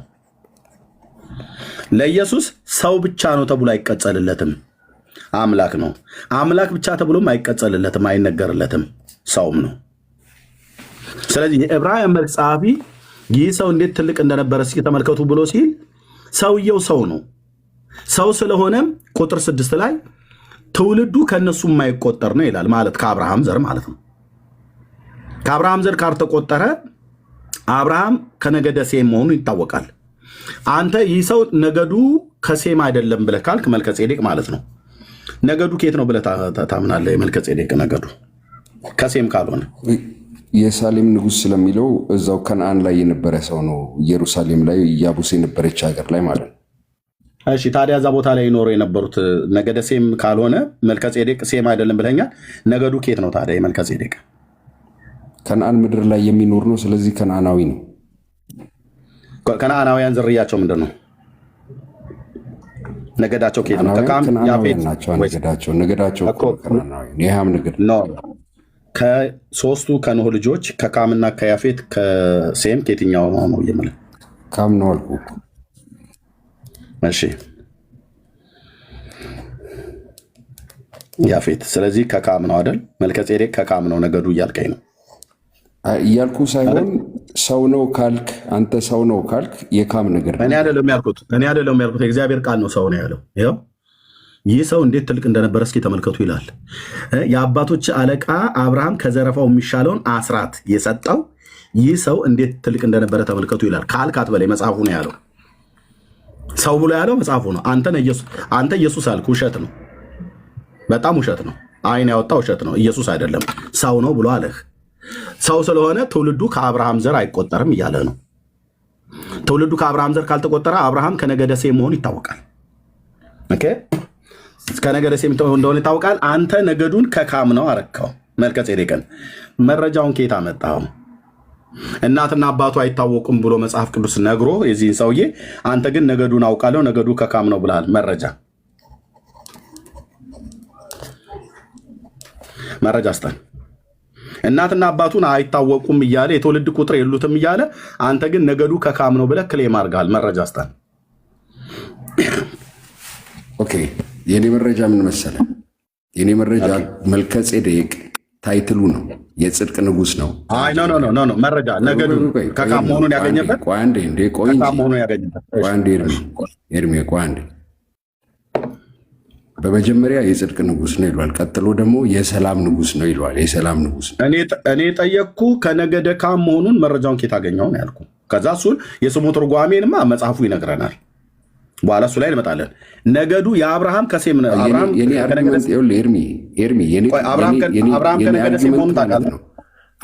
መልከጼዴቅ ሰው ከሆነ ከነዓናዊ ነው ሊሆን የሚችለው፣ ምክንያቱም የሚኖር የነበረው በከነዓን ምድር ነው። አብርሃም ከነገደ ሴም መሆኑን ሰው ነው ላላችሁት ማለት ነው ወዳጄ። አብርሃም ከነገደ ሴም መረጃ ስጠኝ ብዬ ብልህ ትሰጠኛለህ አይደለ? አዎ አልጠይቀም፣ ስለማውቀው አልጠይቀም። ዘፍጥረት መጽሐፍ ላይ ስለሚናገር ማለት ነው። ቀደም ያልኩ ከነገደ ሴም መወለዱ ማለት ነው። ኦኬ ስለዚህ አብርሃም ከነገደ ሴም መሆኑ በመጽሐፍ ቅዱስ ላይ ተጽፏል። መልከጼዴቅ ግን ከነገደ ካም ነው ብለህ ስትል ክሌም ያደረከው መረጃ ውስጥ ነው እያልኩ ያለሁት። እኔ እኮ ከነገደ ካም ነው አላልኩም እኮ። መልከጼዴቅ ክርስቶስ ራሱ ነው ምል ያለሁት። አንዴ ከነገደ ካም ነው እኮ። ከነገደ ካም ከነዓናዊ ነው ያቋረጥከኝ ስለሆነ ነው። አንዴ ስቴትመንት ክሊር ላድርግልህ። እሰጣለሁ። ቆይ ቅድም ምን አልከን ወንድም አለ? መልከጼዴቅ ከነዓናዊ ነው ብሎ ሲል ሰምታችሁታል አይደል ወገኖች? ወንድሞች ሰምታችኋል አይደል? ቅድም መልከጼዴቅ ከነዓናዊ ነው ብሎ ሲል ሰምታችሁታል። በከነዓን ምድር ሰው ነው ካላችሁ በከነዓን ምድር የሚኖር ነው። እኛ አይደለንም ሰው ነው ብለን ያልነው፣ መጽሐፉ ነው ሰው ብሎ ያለው። ብራዘር እንዴ ዕብራውያን መጽሐፉን ማይል አዎ ብሏል እኮ። እኔ እኮ መጽሐፍ አላለም። ስለዚህ ሰው ነው ብሎ ካለ መጽሐፍ ቅዱሱ አንተ ሰው ብለህ ካልከው አትበለኛ። ሰው ነው ብሎ ያለው የዕብራውያን መልክ ጸሐፊ ነው። አንተን እንደውም ኢየሱስ ነው ብሎ የሚለውን እስካሁን ድረስ አላሳየንም። ይህ ሰው ነው እንጂ ኢየሱስ አይደለም። ይህ ሰው ግን ክህነቱና ንግስናው በእግዚአብሔር ልጅ የተመሰለ ነው። እግዚአብሔር ልጅ የተመሰለ ነው። የዚህ ሰው ክህነቱና ንግስናው በእግዚአብሔር ልጅ የተመሰለ ነው። የተመሰለው በእግዚአብሔር ልጅ ምኑና ምኑ ነው ብዬ ብልህ ገና እሱ ጋር አልደርስ ነው። አሁን አንተ ክሌም ያደረግከው አብርሃም ከነገደ ሴም ነው መጽሐፍ ቅዱስ ስለሚናገር አምጣልኝ ብዬ ብልህ ታመጣልኛለህ፣ ግን አልጠይቅም። እኔ ታናክን ስለማውቀው ማለት ነው። ኦኬ መልከጼዴቅ ግን ከነዓናዊ ነው አልከኝ ቅድም። ለምን? በከነዓን ምድር ስለሚኖር አልከኝ። ቦታውን ጠቀስልኝ ብዬ ስልህ እንኳን ቦታውን አልጠቀስክም፣ ሰውዬው የት አካባቢ እንደነበረ ማለት ነው። ችግር የለውም ግን ከኤላት ከታችኛው ባህር ጀምሮ እስከ ሐማት ጌደር ድረስ ነው። የሐማት ጌደር ያሁኑ ነው። እስከ ሁለቱ ወንዞች ሜሶፖታሚያ ምድር ድረስ ወይ ደግሞ እስከ አራም የተባለው የሶሪያ ሰሜናዊ ክፍል ድረስ በነቢዩ በዮናስ እንደዚሁም በጌታ ለአባታችን ለአብርሃም በሰጠው በዘፍጥረት 12 በዘፍጥረት 18 ሎኬሽን ካርታ መሰረት መልከጼዴቅ ከነዓናዊ ነው ብሎ የሚል የለም፣ አታመጣም። በእነዚህ ቦታዎች ላይ በጣም ብዙ የተለያየ ጎሳዎች የከነዓንም ልጆች የከነዓንም ዝርያ የሌላቸው በጣም ብዙዎቹ ከነገደ ሴምም ከነገደ ካምም ተቀላቅለው ይኖሩ ነበር በምድሪቱ ላይ ማለት ነው። የካም ነገድና የሴም ነገድ በጥንት መካከለኛው ምስራቅ የከነዓን ምድር ተብሎ በተጠራውም በሶሪያም በሊባኖስም በኢራቅም ላይ በባቢሎን በቀድሞ ማለት ነው እንደዚሁም በፐርዣ እንደዚሁም ደግሞ በሞዓብና አሞናውያን ይኖሩ ነበር። ለምሳሌ ፍልስጤማውያንን አሁን ከነአናውያን የከነአን ዘሮች ልትላቸው አችልም። ከኮፍቶር ነው የወጡት ፍልስጤማውያን ዝርያቸው የሚመዘዘው ከኮፍቶር ነው። በትንቢተ አሞጽ መጽሐፍ ምዕራፍ 9 ቁጥር 7 እና 8 መሰረት ማለት ነው። ስለዚህ እንደ ፍልስጤማውያን ያሉ አሉ። እንደዚሁም ደግሞ የገለአዳውያን የገለአድ ሰዎች አሉ። ኦኬ በምድሪቱ ላይ የሚኖሩ እንደዚሁም በደቡቡ ክፍል አማሌቃውያን አሉ። ኦኬ ስለዚህ የኤሳው ዝርያ ያለ የእስማኤል ልጆች አሉ። የቄዳር የነባዮት ምናምን ነገር የ12ቱ የነገድ አባቶች የተባሉት ማለት ነው ተቀላቅለው በሱር ምድረ በዳ በኔጌቭ ምድረ በዳ ላይ ይኖሩ ነበር።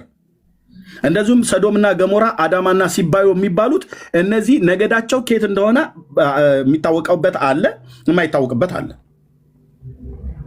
የሰዶምና ገሞራ ከተማይቱ አብራ ስትጠፋ አዳማና ሲባዮ የሚባሉ ከተሞች አብረው ጠፍተዋል። በእነሱ ውስጥ ይኖሩ የነበረው ከነገደ ሴም የሆነ የወንድሙ የሐራን ልጅ ሎጥ እዛ ይኖር ነበር።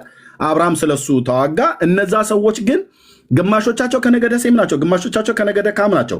ስለዚህ በዛ በእስራኤል ምድር ላይ ይኖር አሁን እስራኤል ተብላ በተጠራችው ምድር ላይ ከድሮም የተባለችው ላይ ይኖሩ የነበሩት በሙሉ ከነአናውያን ናቸው ብለን መልከጼዴቅ ከነአን ነው አልከኝ። ኖ ብራዘር፣ ለምንድን ነው ከነአናዊ ስለሆንክ ከነአናዊ ስለሆነ ከነገደ ሴም አይደለም አልከኝ። ታዲያ ከማን ነው ስል ከካም ነው አልከኝ። ኖህ ከሶስቱ ልጆች ካም ደግሞ የከነአን አባት ነው። ኦኬ መልከጼዴቅ የከነአን ልጅ ሆኖ የዘር ሐረጉ ከካም ነው የሚመዘዘው ብለህ ስትል ክሌም አድርገሃል ማለት ነው። ይህን ደግሞ መረጃ ሰው ነው ካልክ አንተ ነህ ይህን ክሌም ማድረግ ያለብህ። ሰው ነው ካልክ ይህን ክሌም ማድረግ ያለብህ። እኔ አይደለሁም ያልኩት፣ መጽሐፉ ይታያል። ሰው ነው ያልኩት፣ እኔ አይደለሁም ያልኩት። ሰው ስላለ እኮ ሊትራል ሰው አይደለም ነው። አዎ ሊትራል ሰው ነው። ሊትራል ሰው ስለሆነ ነው ትውልዱ ከነሱ የማይቆጠረው ብሎ ያለው። አየህ በትውልድ ቁጥር ከአብርሃም ዘር ውስጥ አይቆጠር እንጂ ሰውየው ሰው ነው እያለ ነው። እናትና አባቱ አይታወቁ እንጂ ሰውየው ሰው ነው እያለ ነው። ለምንድነው እናትና አባቱ ያልታወቁት? የትውልድ ቁጥር የሉትም እያለ እኮ ነው። የትውልድ ቁጥር የሉትም። አብርሃም ይስሐቅ ቁጥር 8 ላይ ያፈርስብሃል እኮ አንተ የምትናገረውን በሙሉ ቁጥር 8 ያፈርስብሃል። ቁጥር 8ን ሂድበት፣ ቁጥር 8ን ሂድበት። ዕብራውያን 7:8 በደንብ ብራዘር ያፈርስብሃል አልከው፣ ራስህ ታፈርሰዋለህ። እስኪ አሁን የተናገርኩትን ትንሹ በታላቁ እንዲባረክ ክርክር የሌለበት ነገር ነው። በዚህስ የሚሞቱ ይላል ታፈርሰዋለህ አንተ አሁን አነብልህና ማለት ነው። በዚህስ የሚሞቱ ሰዎች አስራትን ያወጣሉ ያስወጣሉ። በዚያ ግን አስራትን ያስወጣሉ። በዚያ ግን የሚያስወጣው በሕይወት እንዲኖር የተመሰከረለት እሱ ነው ይላል። እሺ ማን አፍርሰው እስቲ። ኦኬ መልከጼዴቅ በሕይወት ነበረ። ሌዊ በአስራት የሚያስወጣበት ጊዜ መልከጼዴቅ አጠይቀኝ አፍርሰው እያፈረሰው እኮ ነው ወዳጄ። እሱን አነበብኩት አይደል? ለህዝቡ ተንተና አድርገው አያይዘ ከላይ አንዴ ስማኝ ፕሊስ ወዳጄ። ከቁጥር 1 ጀምረህ እስከ ቁጥር 10 ድረስ ያለውን እስከ ቁጥር 10 ድረስ ነው። ኦኬ እስከዚህ ድረስ ያለውን እኔ የተናገርኩትን አንተ ኢየሱስ መሆኑን አፍርሰው። ከቁጥር 1 ጀምረህ እየተረጎምክ አፍርሰው። ሰማሃለሁ። እኔ ሚዩት አደርጋለሁ። ጋይድ ኦኬ። የሳሌም ንጉሥና የልዑል እግዚአብሔር ካህን የሆነ ነው የሚለው። የነበረ እንደውም አይደለም የሚለው። ቢሆን ኖሮ የነበረ ቢሆን ኖሮ የነበረ ባለው ነበር። የሆነ እያለን ነው። አሁን ያኔም ነው አሁንም ነው እያለን የሆነ ነው። ይህ መልከጼዴቅ አብርሃም ነገስታትን ገድሎ ሲመለስ ከእርሱ ጋር ተገናኝቶ ባረከው። የሚባረክ ነው። አብርሃምን የባረከ ነው። 12 ላይም ባርኮታል። 14 ላይም እየባረከው ነው። ለእርሱም ደግሞ አብርሃም ከሁሉ አስራትን አካፈለው። የስሙም ትርጓሜ የስሙ ትርጓሜ በመጀመሪያ የጽድቅ ንጉሥ ነው። የስሙ ትርጓሜ ነው ታይትሉ። ኋላም ደግሞ የሳሌም ንጉሥ ማለት የሰላም ንጉሥ ነው። እግዚአብሔር ጽድቃችን ነው ይላል እስራኤል። ጽድቃቸው እሱን የሰላም ንጉሥ ነው። ደግሞ ሰላምን የሚሰጥ ሰላሜን እሰጣችኋለሁ የሚል የሰላም ንጉሥ ነው። አባትና እናት የትውልድም ቁጥር የሉትም። እርሱ ያህዌ ኤሎሂም ከጥንት ጀምሮ እግዚአብሔር ታላቅ ነው፣ እኛም አናውቀውም። የዘመኑን ቁጥር አይመረመርም። ለዘመኑም ጥንት ለሕይወቱም ፍጻሜ የለውም። ዳሩ ግን በእግዚአብሔር ልጅ ተመስሎ ለዘላለም ካህን ሆኖ ይኖራል። በእግዚአብሔር ልጅ የተመሰለ በብሉይ ኪዳንም በአዲስ ኪዳንም ከጌታ ከኢየሱስ ውጪ የለም። የአባቶች አለቃ አብርሃም ከዘረፋው የሚሻለውን አስራት የሰጠው ይህ ሰው እንዴት ትልቅ እንደነበረ እስኪ ተመልከቱ። ኦሪት ዘፍጥረት 18 ላይ 3 ሰዎችን ያለ አብርሃም። ስለዚህ ሰዎች ስላየ እግዚአብሔር ሰው ነው አንል። አንዱ ግን እግዚአብሔር ነው። አንዱ ወልድ ነው። ያህዌ ኤሎሂም ልጅን እሰጥሃለሁ የሚለው የሚባርከው እርሱ የእግዚአብሔር ልጅ ኢየሱስ ነው። በብሉይ ኪዳንም የሚታይ የነበረው አብን ያየው ማንም የለም። ቁጥር 5 ከሌዊ ልጆችም ክህነትን የሚቀበሉት ከሕዝቡ ማለት ከወንድሞቻቸው ከ12ቱ ነገድ እነርሱ ምንም ከአብርሃም ወገብ ቢወጡ ከእነርሱ አስራትን በሕግ እንዲያስወጡ ትእዛዝ አላቸው። ሙሴ የሰጣቸው በሕግ የሰጣቸው ትእዛዝ ሙሴ ነው አሮንን ክህነት የሚሾሙ።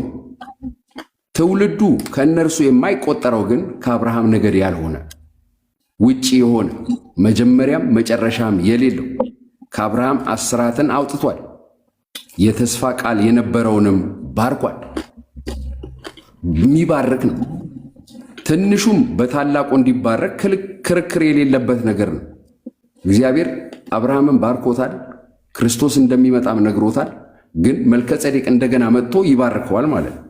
በዚህ አለ በሌዊ ክህነት በአሮን ልጆች የሚሞቱ ሰዎች አስራትን ያስወጣሉ፣ ሟቾች ናቸው። በዚያ ግን መልከጼዴቅ ግን የመልከጼዴቅ ስርዓት ግን በዚያ ግን የሚያስወጣ በሕይወት እንዲኖር ከአብርሃም ጊዜም ጀምሮ በሕይወት የሚኖር ነው፣ ዘላለማዊ ነው። በሌዊም ክህነት ጊዜ ሌዊ ክህነትን በሚያደርግበት ጊዜም ዘላለማዊ ነው። አሁንም ዘላለማዊ ነው፣ እንዲኖር የተመሰከረለት እርሱ ነው እያለ ክርስቶስ ኢየሱስን የክርስቶስ ኢየሱስን ክህነት ከመዝሙር 110 ጀምሮ ዳዊት በመንፈስ እየሰማ አብ ስለ ወልድ ሲናገር ዳዊት ሰምቷል። ስለዚህ አብን ነው እግዚአብሔር የሚለው፣ ወልድን ደግሞ ጌታዬ ይለዋል። ጠላቶችን ለእግርህ መረገጫ እስካደርጋቸው ድረስ በቀኜ ተቀመጥ አለው።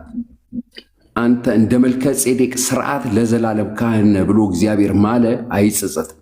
ስለዚህ እግዚአብሔር የዘላለም ክህነት ስርዓት ለመልከጼዴቅ ሰጥቶት የልዑል እግዚአብሔር ካህን የነበረ ድጋሚ ስርዓቱን ቀይሮ ሌዊን ክህነት አይሾም።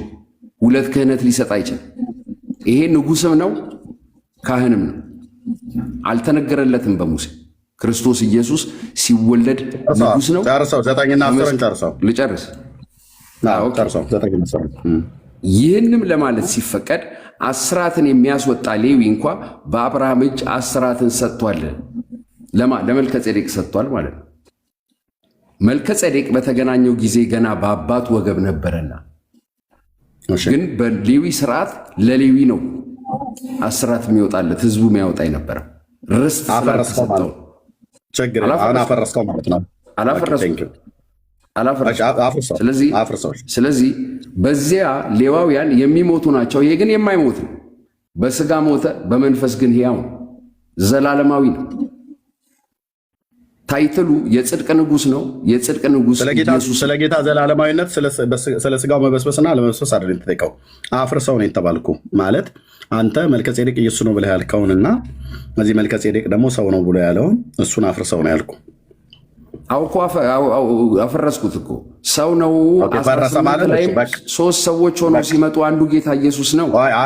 አልተጠየቅም። እሱ አይልም እዚህ ክፍል ላይ አውድ እዚህ ክፍል ላይ ባይልም ስክሪፕቸር እኮ ነው የምናወራው። ክርክር እኮ ነው። የእግዚአብሔርን ቃል ሼር የምናደርገው አውድ የሚባል አለ። ብራዘር ሼር ስታደርግ አራምባና ቆቦ በመርገጥ አይደለም ሼር የማደርገው ማለት ነው። አውዱን አራምባና ቆቦ አይደለም፣ ያው ኢየሱስ ነው እኮ አብርሃም ዘፍጥረት 18 ከዕብራውያን መልእክት መጽሐፍ ምዕራፍ 7 ቁጥር 1 እስከ 10 ድረስ ካለው ጋር አይተረጎምም። አሁን ያፈረስከውን ልቅ እንጠጋግኖ ምናልባት አፈራርሰው ከሆነ ማለት ነው። ጥያቄ መዝሙር 110 ላይ እኮ ይነግርሃል። ስለሱ ነው የሚነግርህ፣ ስለ መልከጼዴቅ ነው የሚነግርህ። እሱ ስለ መልከጼዴቅ ክህነት ነው። እሱን ቅድም እኮ ጠቀስከው። አሁን ጥያቄ ልጠይቅህ። ኦኬ እሺ፣ ስለ አፈራረስከው ማለት ጥያቄ ልጠይቅህ።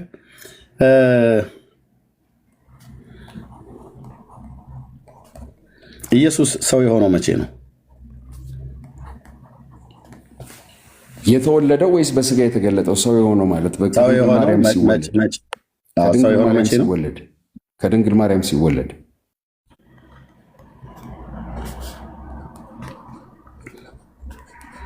እሺ ከማርያም ሲወለድ ብሎናል።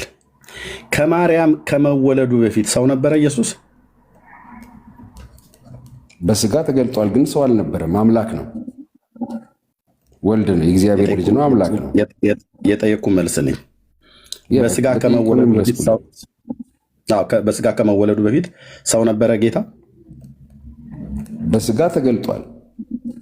የጠየቅኩ መልስ ሰው ነበረ ወይ ነው ያልኩ። ጌታ አልነበረም። አብርሃምና መልከጼዴቅ በተገናኙ ሰዓት ላይ ኢየሱስ ሰው ነበር? አልነበረም። በስጋ ተገልጧል፣ በሰውነት ተገልጧል። አልነበረም። በቃ አብርሃምና ጨረስ ነው። አፈረስከው ብላ ያልከውን ራሱ ፈራረሰብህ ማለት ነው። መልከጼዴቅ በተገናኙ ሰዓት ላይ ጌታ ሰው አልነበረም። ዘፍጥረት 18 ላይ አብርሃም ቤት ሲመጣ ሰው ሆኖ አልነበረም። ብራዘር ሰው ሆኖ አይደለም የመጣው። ስለዚህ ጌታ ሰው ሁለት ጊዜ ነው ሰው የሆነው እያልከን ነው። በስጋ ተገልጧል። እንዴ ወዳጄ የተጠየቀው መለስ። ያው የተጠየቁትን እኮ ነው። ኢየሱስ ሰው የሆነው ከማርያም ሲወለድ ነው ብለኸኛል ቀደም። አዎ ሰው የሆነው ግን ከዛ በፊት ግን በስጋ ይገለጥ ነበረ። እኔ እሱኛን አይደለም የጠየቅኩ። እሱኛን አይደለም የጠየቅኩ። ኢየሱስ ላይ እኮ የተያዘ ኤርሚ፣ አሁን እሱ ጋር እዚኛው እዛኛው ሳይሆን መጽሐፍ ቅዱስ የምንጠቅስ ኮት ማድረግ ያለ ነው። ወዳጄ ልብ በልና ስማኝ። ኢየሱስ ሰው የሆነው ከማርያም ከተወለደ በኋላ ነው ብለኛል። ልክ ነህ። ከማርያም ሳይወለድ በፊት ሰው ነበር ወይ ብዬ ስልህ አልነበረም ብለኛል። አየህ አሁን ደግሞ አይ ቆይ ብራዘር ወዳጄ እንዴ እንትና አደረ የዝንጀሮ ሰርግ አይነት ነገር አይሆን ድብልቅልቅ ያለ ማለት ነው። አንድ የነበረ አንድ ያልነበረም ብለህ ከመለስክ በኋላ ማለት ነው። እሺ ዕብራውያን መልክ መጽሐፍ ምዕራፍ 5 ስታነብ ሊቀ ካህናት ከምን ተመርጦ ነው ካህን የሚሆነው? ሊቀ ካህን የአሮን ልጆች ናቸው። ለአሮን የተሰጠው ለልጆቹ። ሊቀ ካህናት ከምን እንደሚመረጠው ነው ብያልኩ። ከአሮን ልጆች። ከመላእክት ከሰው ከማን ነው የሚመረጠው? ከሰው ከአሮን ልጆች። አሮን ሰው አይደለም። ከሰው አይ ዕብራውያን መልክ መጽሐፍ ምዕራፍ 5 ላይ ከሰው ብሎ ስለሚል ማለት ነው። እሺ ኢየሱስ ነው እግዚአብሔር ስንት ሊቀ ካህናት ነበሩት? በሕግና በመሐላ የተነገራላቸው በመጽሐፍ ቅዱስ ላይ በሕግ ለአሮን ነው፣ ለክርስቶስ ግን ለልጁ ግን እንደ መልከ ጼዴቅ ብሎ በመሐላ። ከአሮን ክህነት በፊት ካህን ነበረው ማለት ነው እግዚአብሔር። ይሄው ይሄ መልከ ጼዴቅ የልዑል እግዚአብሔር ካህን ነበረ ይለዋል እኮ። እሱ እኮ ኢየሱስ ነው እኮ አልከኝ። እሱንማ ኢየሱስ ነው ብለህ አጠፋህብኝ እኮ። እሱን ኢየሱስ ነው አልከኝ። ስለዚህ መልከ ጼዴቅ ብሎ የሚለውን ኢየሱስ ብዬ እንዳጻፍከኝ ይሄዳለሁ። ልብ በል መልከ ጼዴቅ በአንተ ትርጓሜ ኢየሱስ ብለኛል። እሺ የሌዊ ክህነትም አለ አይደል? አለ ሌዊ። ከዛ እንደገና ደግሞ አዲስ ኪዳንም ላይ ካህን አለ አይደል? ሊቀ ካህን። የአዲስ ኪዳን ሊቀ ካህን ማለት ጼዴቅ ነው። ማን የአዲስ ኪዳን ሊቀ ካህን? በጉ የታረደው በግ ማን ነው ስሙ? ክርስቶስ ኢየሱስ የእግዚአብሔር ልጅ ኢየሱስ። የአዲስ ኪዳን ሊቀ ካህን ማን ነው? ኢየሱስ። ልብ በሉ እዚህ ጋር ዘመነ አበው ወይ ደግሞ ሕገ ልቦና ተብሎ የሚባልበት ማለት ነው ይሄኛው እና ኦሪት እና አዲስ ኪዳን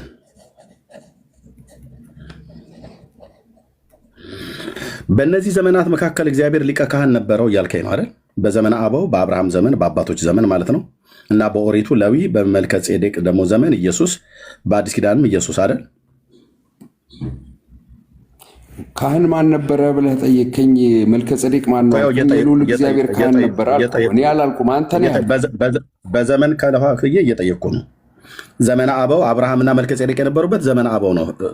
የኦሪት ሕግ አልተሰጠም። ሕገ ልቦና ወይ ዘመነ አበው ነው ተብሎ የሚባለው ማለት ነው። በዚያን ዘመን በዘመነ አበው ላይ የነበረው በመልከ ጼዴቅ ዘመን የነበረው መልከ ጼዴቅ ራሱ ሰውየው ሳይሆን ኢየሱስ ነው የነበረው ስጋ ለብሶ ብለኸኛል ቀደም። ኦኬ። ስለዚህ በዘመነ አበው ሊቀ ካህን ማን ነበረ? በአንተ ካህን አልነበረም፣ ካህንም አልነበረም። ስለዚህ እሱ የልዑል እግዚአብሔር ካህን ነበረ ነው የሚለው ስለሱ የሚጠቅስ የልዑል እግዚአብሔር ካህን ስለሆነ አይደል እንደ አብርሃምን የባረከው። ታዲያ ካህን አልነበረም ትለኛለህ እንዴ? ካህን አልነበረም እያልኩ የምትጠይቀኛለሁ። ሊቀ ካህን ማለት ከካህናቶቹ የበለጠው ነው እኮ። ካህን ነበረው። በቃ ባይዘው ግድ ሊቀ ካህን ብሎ የሚለው ልተውልህ። ካህን ነበረው አልነበረውም? እግዚአብሔር በአብርሃም ዘመን ነበረው። እሺ፣ አስራት ተቀብሏል አልተቀበለም? ያ ካህን ከአብርሃም አስራትን አውጥቷል። ኦኬ፣ ማን ተቀብሏል ማለት ነው? አውጥቷል። አውጪውማ አብርሃም፣ ተቀባዩ ማን አውጥቷል? መልከጼዴቅ አስራትን ተቀብሏል ከአብርሃም እኮ። መልከጼዴቅ ኢየሱስ ነው ብለኛል። ኢየሱስ እያልክ ንገረኝ። በአብርሃም ዘመን ኢየሱስ ለአብርሃም ማነው? ከአብርሃም አስራት ተቀብሏል እያልከኝ ነው። ኢየሱስ እያልክ በልና ንገረኝ። በአብርሃም በዘመነ አበው በመልከጼዴቅ ዘመን፣ ይሄ መልከጼዴቅ ኢየሱስ ነው በአንተ ትርጓሜ። በአብርሃም ዘመን ኢየሱስ ከአብርሃም አስራትን ተቀብሏል እያልከኝ ነው። ትክክል። ኦኬ፣ ትክክል ብሏል። ልብ በሉ። ኦኬ። ሌላ ደግሞ በኦሪቱ ደግሞ ሌላ ክህነት ተነሳ አይደል? አዎ። የዚህ ክህነትና የዚህ ክህነት አንድ ናቸው ወይስ አንድ አይደሉም? በጣም ተቃራኒ ነው። ተቃራኒ ነው። ቅድም ግን ምን አለን? እግዚአብሔር ሁለት ካህናት የለውም፣ ሁለት ተቃራኒ ካህን የለውም እያለ ነበር። ልብ በሉ እንዴት አፉ ላይ ራሱ እንኳን እንደሚጣላበት ይሁን። ቅድም ምን አለ? እግዚአብሔር ሁለት ካህን አልሰጠንም እናንተ ናችሁ የምትሉት እያለኝ ነበረ። አሁን ግን ይሄኛው የክህነት አሰጣጥና የዚህኛው ክህነት አሰጣጥ ለየቅል ነው እያለን ነው። እሺ፣ ተቃራኒ ነው ብላል። በምንድነው ተቃራኒ የሚሆነው? የኢየሱስና የሌዊ ክህነት በምንድነው ተቃራኒ የሚሆነው? የሌዊ ክህነት ከህዝቡ ቁርባንን ይቀበላል፣ በእግዚአብሔር ፊት ያቀርባል። የክርስቶስ ስለ ቁርባን መቀበል አይደለም ያልኩ፣ ስለ ቁርባን መቀበል ለጠየቀኝ ነው መመልስልህ ያሉት። እንዴታው ነው ስለ ቁርባን መቀበል አይደለም ነው መመልስልህ ያሉት። ተው ተረጋጋ። ጠይቀሃል፣ ልመልስ። የሌዊ ክህነት ከህዝቡ ቁርባንን ይቀበላል፣ በእግዚአብሔርና በሰው መካከል ይቆማል፣ በስርዓት ማለት ነው።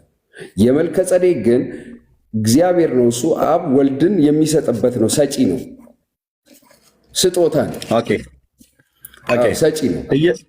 እሺ፣ ስለዚህ ኢየሱስ ከአብርሃም ቁርባን ተቀብሏል አልተቀበለም? አስራት ኢየሱስ ዳቦና የወይን ጠጅ ሰጠው፣ አብርሃም አስራትን አወጣለት። የጠየቅኩህን መልስልኝ። የጠየቀውን እኮ ነው መልስልኝ ያለው። ኢየሱስ ዳቦና የወይን ጠጅ ሰጠው ለአብርሃም። መልሰው ቢሆን መልስልኝ አይደለም ብራዘር። ኢየሱስ መልከጼዴቅ በነበረበት ሰዓት ላይ ካህን ነበረ ብለኸኛል። ኖ እኔ እንደሱ አላልኩም። ኢየሱስ መልከጼዴቅ ነው ራሱ፣ የጽድቅ ንጉሥ ኢየሱስ ነው የምልህ ያለሁት። እንዴት ኤርሚያስ ምንድን ነው? ስለዚህ መልከጼዴቅ የሚባል ሰው የለም ማለት ነው። መልከጼዴቅ ታይትል ነው። ለምሳሌ መጽሐፍ ቅዱስ ላይ እየበረረ መጣ ብሎ ገብርኤልን ሰው ካለ ገብርኤል ሰው ነው እንደ ሊትራል ሰው ነው እንደ ባቢሎን ላይ የሚኖር ሰው ነው ገብርኤል። ተረጋጋው ኤርሚ። ጥያቄ ደግሞ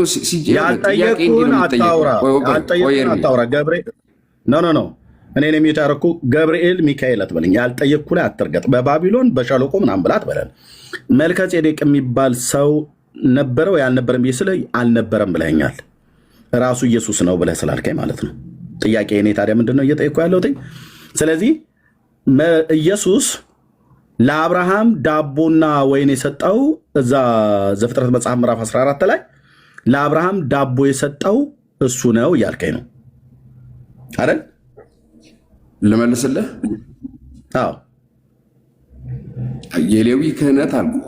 የሌዊ ክህነት ስለ ኢየሱስ አውራ ሌዊ ጋትም፣ ስለ መልከጼዴቅ አውራ ሌዊ ጋትም።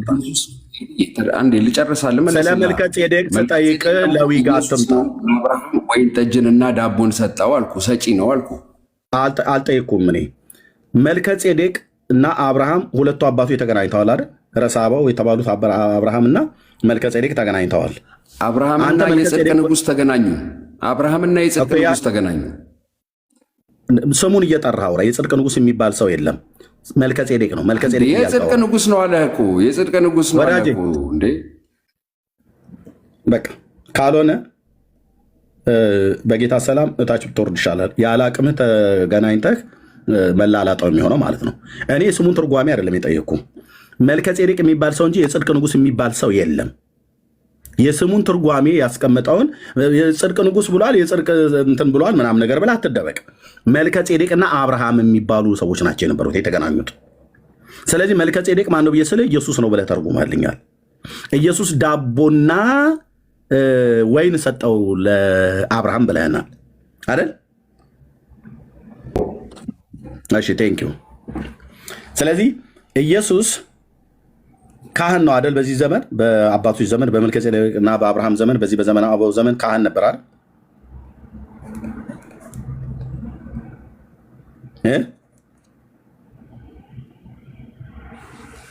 መልስልኝ። ቴንኪው። አዎ ካህን ነበር ብዬ ስለው አዎ ብሏል። ልብ በሉ። አሁን መልሶ ሲክድ ታዩታለን። እሺ አልክድም። ኦኬ ካህን የሆነው ከሰው ስለተወለደ ነው አይደል? ከሰው ሳይወለድ በፊት ከሰው ሳይወለድ በፊት ሰው ነበረ እያልከኝ ነው። መዝሙር 110 የተጻፈው ሳይወለድ በፊት ነው። የጠየቁ መልስልኝ። አልቀላቀልኩም። ስለዛው ነው ስለመልከጼዴቅ ነው። ኤርሚ ከሰው ሳይወለድ በፊት ኢየሱስ ሰው አልነበረም ብለኛል እኮ ቅድም። ረስተኸው ነው? ይኸው ከማርያም ከመወለዱ በፊት ሰው ነበረው የጌታ ብዬ ስልህ አልነበረም ብለኛል። አሁን ደግሞ ምን አልክ መጣህና በመልከጼዴቅ ዘመን ሰው ነበረ ብዬ ስልህ አዎ አልከኝ። ማነው ካህን ነበረ ብዬ ስልህ አዎ አልከኝ። ካህን የሆነው ከሰው ተወልዶ ነው ሳይወለድ ብዬ ስልህ ምን አልከኝ? አይ ሳይወለድ ካህን ነበር አልከኝ። መጽሐፍ ግን ምን ይላል? መጽሐፍ ምን ይላል? እንደ መልከጼዴቅ ስርዓት ለዘላለም ካህን ነህ ይለዋል መዝሙር 110 ላይ። ብራዘር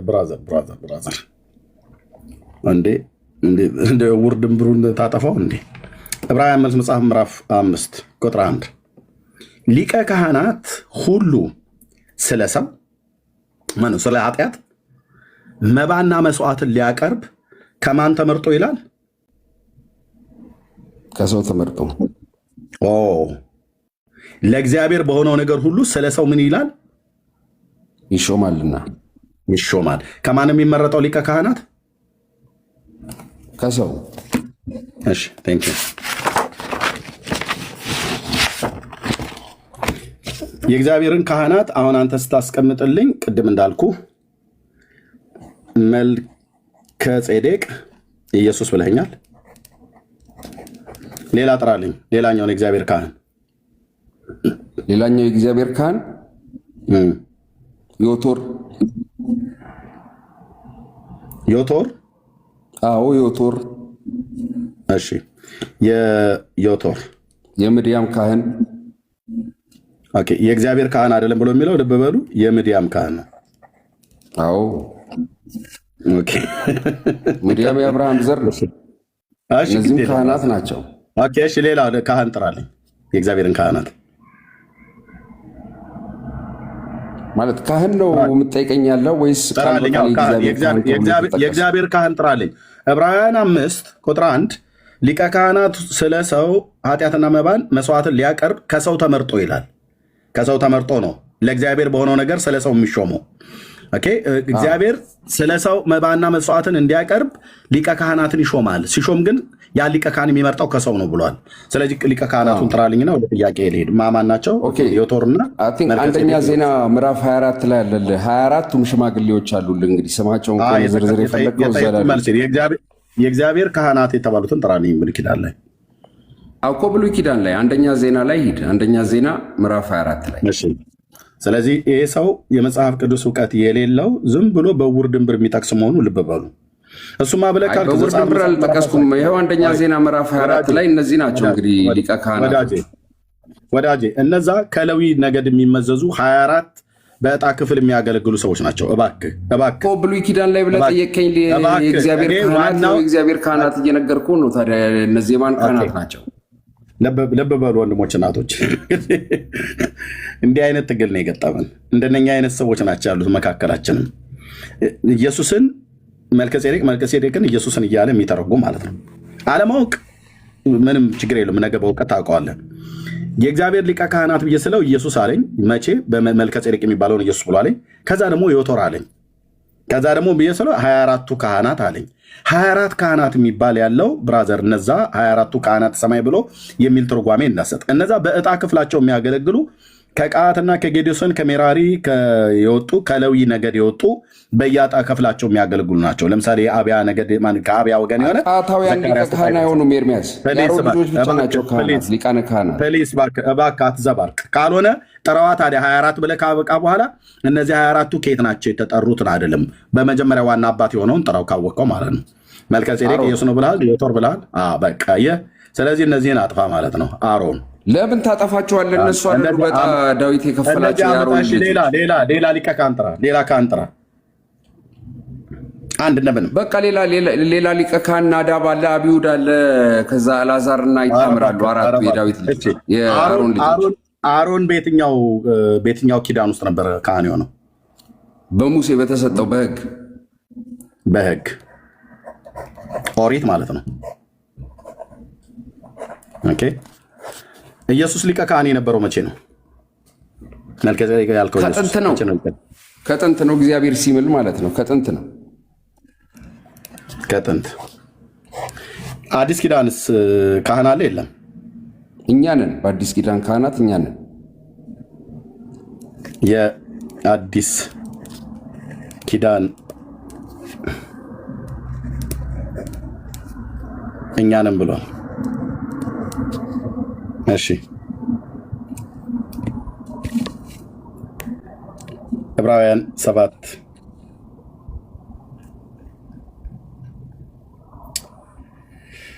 ኦኬ። ቅዱስና ያለ ተንኮል ነውርም የሌለበት ከኃጢአተኞች የተለየ ከሰማያት ከፍ ከፍ ያለ እንዲህ አይነት ሊቀ ካህናት ይገባናልና እርሱም እንደነዚያ ሊቀ ካህናት አስቀድሞ ስለ ራሱ ኃጢአት በኋላም ስለ ሕዝቡ ኃጢአት ዕለት ዕለት መስዋዕትን ሊያቀርብ አያስፈልገውም። ራሱንም ባቀረበ ጊዜ ይህንን አንድ ጊዜ አድርጓልና። ሕጉ ድካም ያላቸውን ሰዎች ሊቀ ካህናት አድርጎ ይሾማል። ከሕግ በኋላ ግን የመጣው መሐላ ከሕግ በኋላ የመጣው ምንድን ነው? አዲስ ኪዳን ነው ወይስ ዘመነ አበው ነው? አዲስ ኪዳን ነው። ከሕግ ኦኬ። ሕጉ ድካም ያላቸውን ሰዎች ሊቀ ካህናት አድርጎ ይሾማልና ከሕግ በኋላ የመጣው የመሐላው ቃል ግን ለዘላለም ፍጹም የሆነው ልጁን ይሾማል አለ። ለዘላለም ፍጹም የሆነውን ማንን የሾመው ማለት ነው? ልጁን። ልጁ የተባለው ማን ነው? ክርስቶስ ኢየሱስ። የአዲስ ኪዳን ሊቀ ካህን ነው አይደል? እኛ ካህናት ነን፣ እሱ ሊቀ ካህን ነው። የተጠይቆ መልስ። የአዲስ ኪዳን ካህን ነው አይደል? ኢየሱስ ሊቀ ካህን ነው። የአዲስ ኪዳን ሊቀ ካህን ነው ክርስቶስ። አንተ አመፀኛ ነህ፣ በጣም አመፀኛ ነህ። ካህን ብለን የጻፍነው ካህን እኛ ነን። በሕግ አምላክ ብራዘር፣ ይኸው መጽሐፉ ብሎ የሚለው ለዘላለም ይሾማል ይላል። አየህ፣ ይኸው ካህናት ሊቀ ካህን ነው።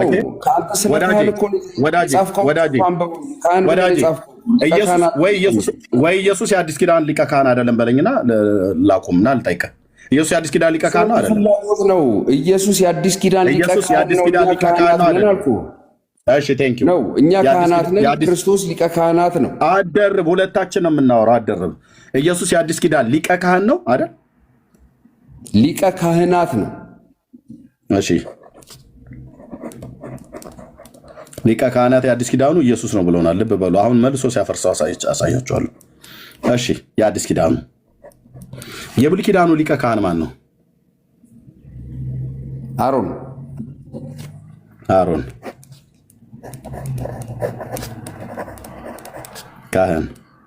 ካህናት። እሺ ከአሮን በፊት የነበረው ሊቀ ካህን ማን ነው? ከአሮን በፊት የነበረው የጽድቅ ንጉሥ መልከጼዴቅ ምን ነበረ? ካህን። መልከጼዴቅ ማን ነው? ክርስቶስ ኢየሱስ በስጋ ከመወለዱ በፊት የተገለጠ ክርስቶስ ኢየሱስ በስጋ ከመገለጡ በፊት ከመወለዱ በፊት የተገለጠ ከመወለዱ በፊት የተገለጠ ማለት ነው። ዕብራውያን 7 ዕብራውያን 5 ግን ምንድነው ብሎ የሚለው? ላንብበልህ።